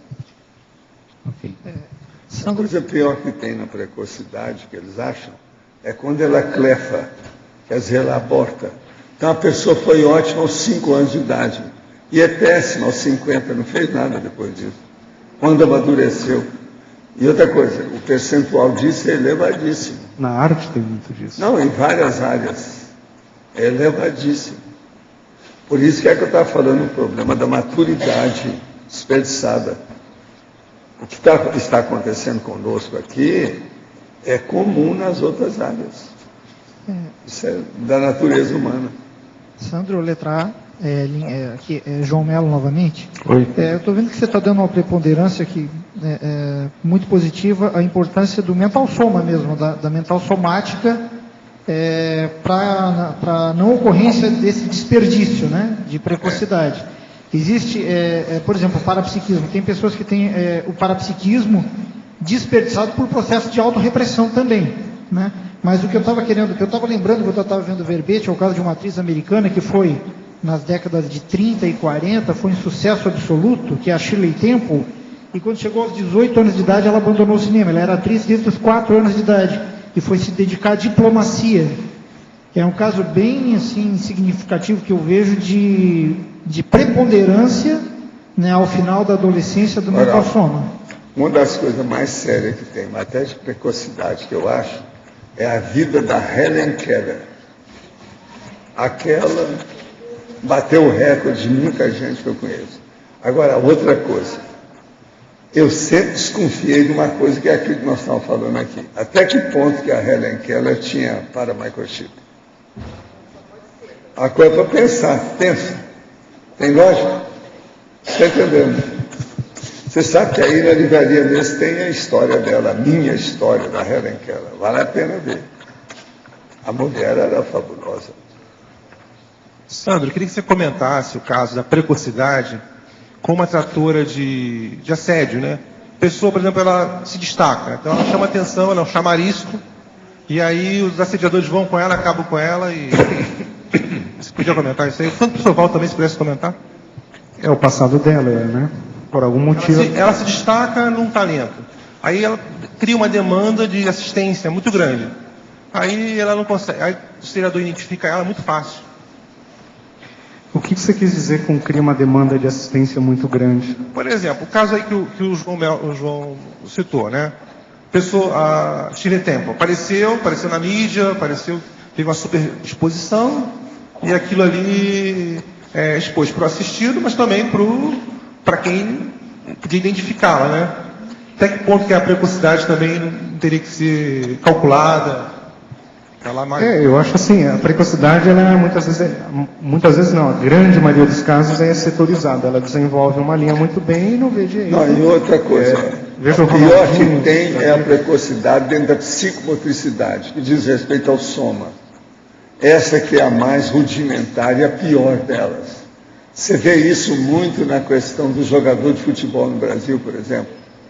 O caso daquele Ronaldinho, fenômeno, aquele negócio todo. Olha as bobagens que ele já fez na vida dele, as coisas que aconteceram. Então, tudo que diz respeito a isso, fica aquela linha quebrada, um negócio assim. Ó. Vai esse ser por quê? Porque eles não tiveram infraestrutura de modo algum. Começa, a pessoa não está preparada para a fama, para a celebridade, isso leva para o buraco. A vida pública é muito difícil ser enfrentada. É uma precocidade até certo ponto medíocre, né? Não, e às vezes negativa. Se ter muito cuidado com isso. O ideal é a precocidade, que a pessoa não tenha vida pública, né? A precocidade. Agora, isso é o que eu chamo da psicomotricidade. Uma pessoa que vem bem com vários somas que ela teve de vida psicomotricidade. Então ela é ótima de cerebelo. E é péssima de cérebro propriamente dito. Ela não é boa de cérebro. Ela é boa de cerebelo. Agora, João ali estava falando negócio de mental soma. Uma coisa que a gente não pode esquecer nunca, dentro desses assuntos todos que nós estamos tratando aqui, e qualquer dia, qualquer hora que a gente trata aqui na tertúlia, é mental soma. Tudo depende do mental soma. Que a sua inteligência, a sua dedução, a decisão que você faz, o processo, por exemplo, do discernimento, tudo depende do mental soma. Então, uma coisa eu digo para vocês vão estudar qualquer coisa. O livro que vocês estão fazendo, o artigo que você está escrevendo, o verbete que você quer desenvolver, Lembre-se do mental soma. Lembre-se do mental soma. Lembre-se do mental soma. É discernimento. Qualquer coisa que você vai fazer, se não tem mental soma, você está trabalhando com uma coisa periférica, pequena e boboca. Vamos pensar por aí que as coisas já começam a melhorar. Quer dizer, a precocidade sem mental soma a precocidade sem mental soma. Não adianta nada ter uma precocidade enorme se não tem mental soma no meio. Pensa nisso. Eu estou explicando a partir do processo da psicomotricidade. É o cerebelo. Professor? Cerebelo quer dizer cerebrinho, é cérebro pequeno. Mental soma, esse mental soma que a gente está falando agora é o discernimento. Sim, mas inclui também a intencionalidade cosmoética. Lógico, mas isso é mental soma, depende da pessoa. O discernimento é isso que você falou aí agora. Entende?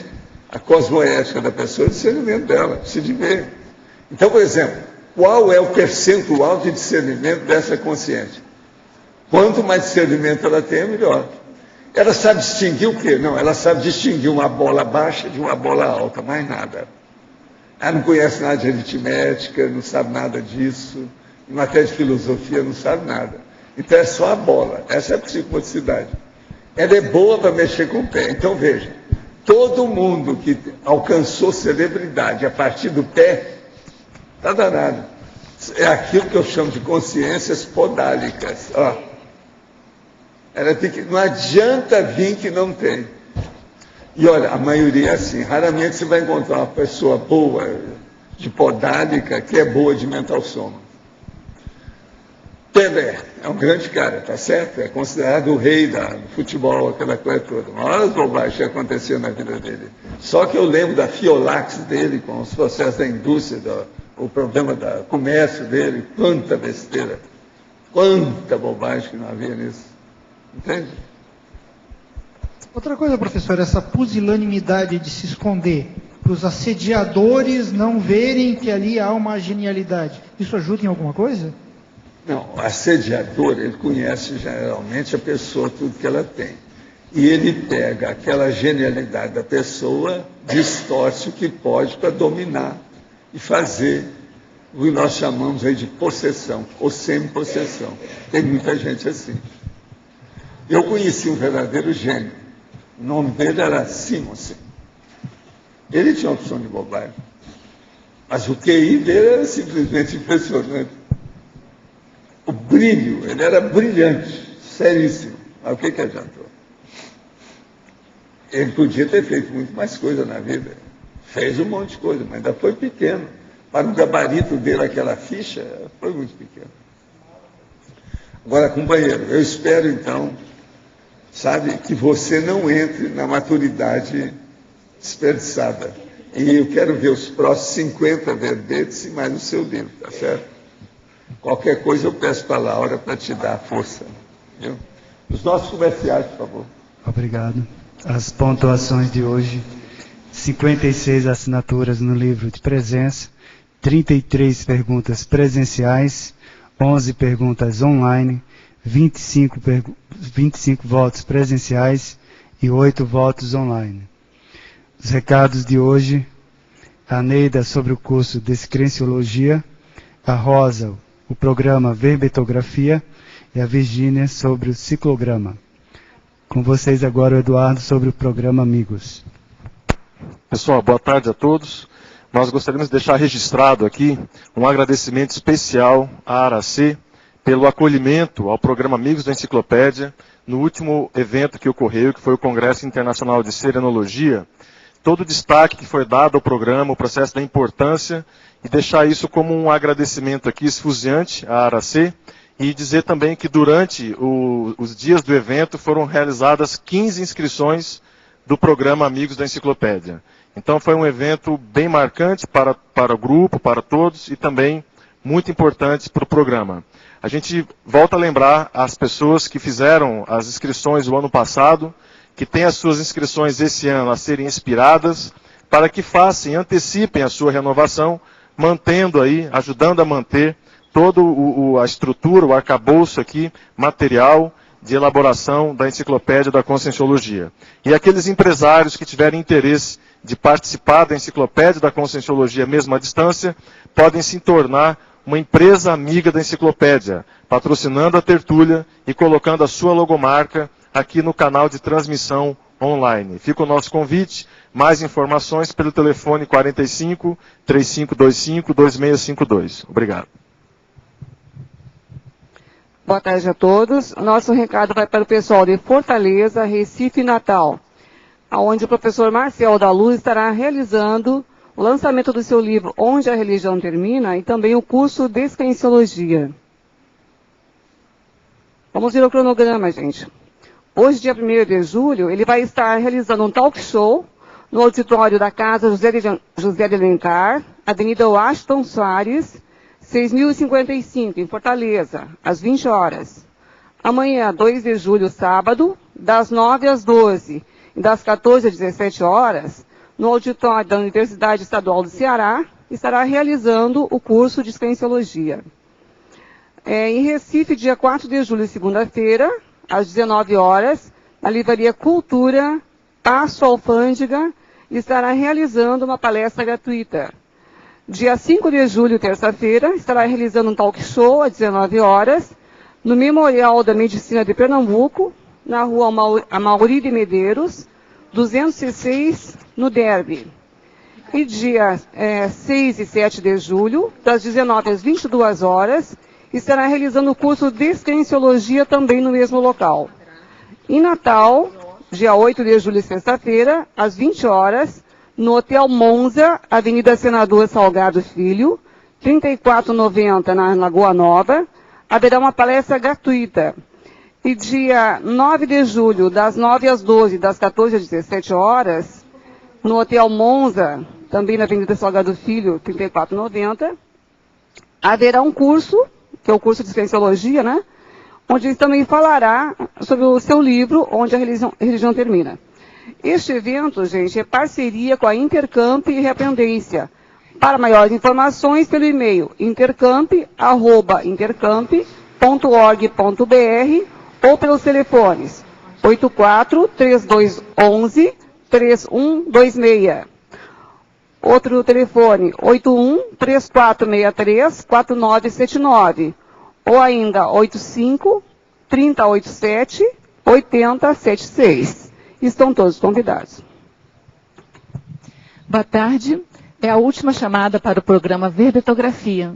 Ele vai ser iniciado amanhã, 8 horas da manhã. Então, aqueles que quiserem colaborar ou entrar, participar desse autorrevisamento grupal, entrando na enciclopédia, entrando de carona, né, na enciclopédia da Conscienciologia, não percam essa oportunidade. A gente pede sempre para que façam inscrições anteriores, bem antes, para poder o tema ser aprovado com antecedência. Nesse caso, a pessoa ainda não ter tido o tema, não invalida a pessoa entrar no programa Verbetografia. E amanhã, então, pela manhã, a gente faz uma seleção de temas e procura aprovar amanhã ainda. Tá bom? A gente espera todos, é uma oportunidade onde a gente vai trabalhar todas as sessões do verbete, entender melhor as inter-relações entre as sessões e é um ambiente, assim, um holopensene bem favorável para que em 10 dias vocês consigam fazer o verbete pessoal, ou pelo menos a estrutura básica do verbete pessoal. Então a gente conta com vocês, as inscrições são feitas lá na recepção do CAEC. Obrigada. Boa tarde a todos. Eu gostaria de convidar a todos vocês para o curso que vai ser anterior ao Congresso de Intermissivistas. Vai ser o ciclograma. O ciclograma é um verbete do professor Valdo Vieira, né? Que se baseia na vivência dos 5 ciclos. Curso intermissivo, TENEPS, epicentrismo consciencial, desperticidade e complexis. Então, vai ser o dia 18, 19 e 20 de julho. De manhã tem campos energéticos, né?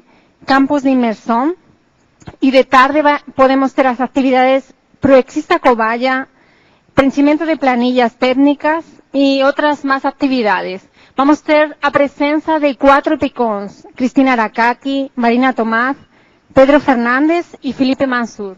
Convidamos a todos vocês para participar dessa atividade e vocês podem fazer as inscrições na recepção do CAEC. Obrigada.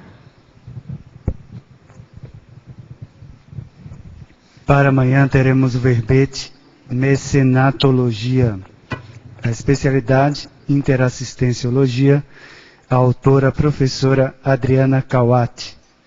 Obrigado pela presença de todos e até amanhã.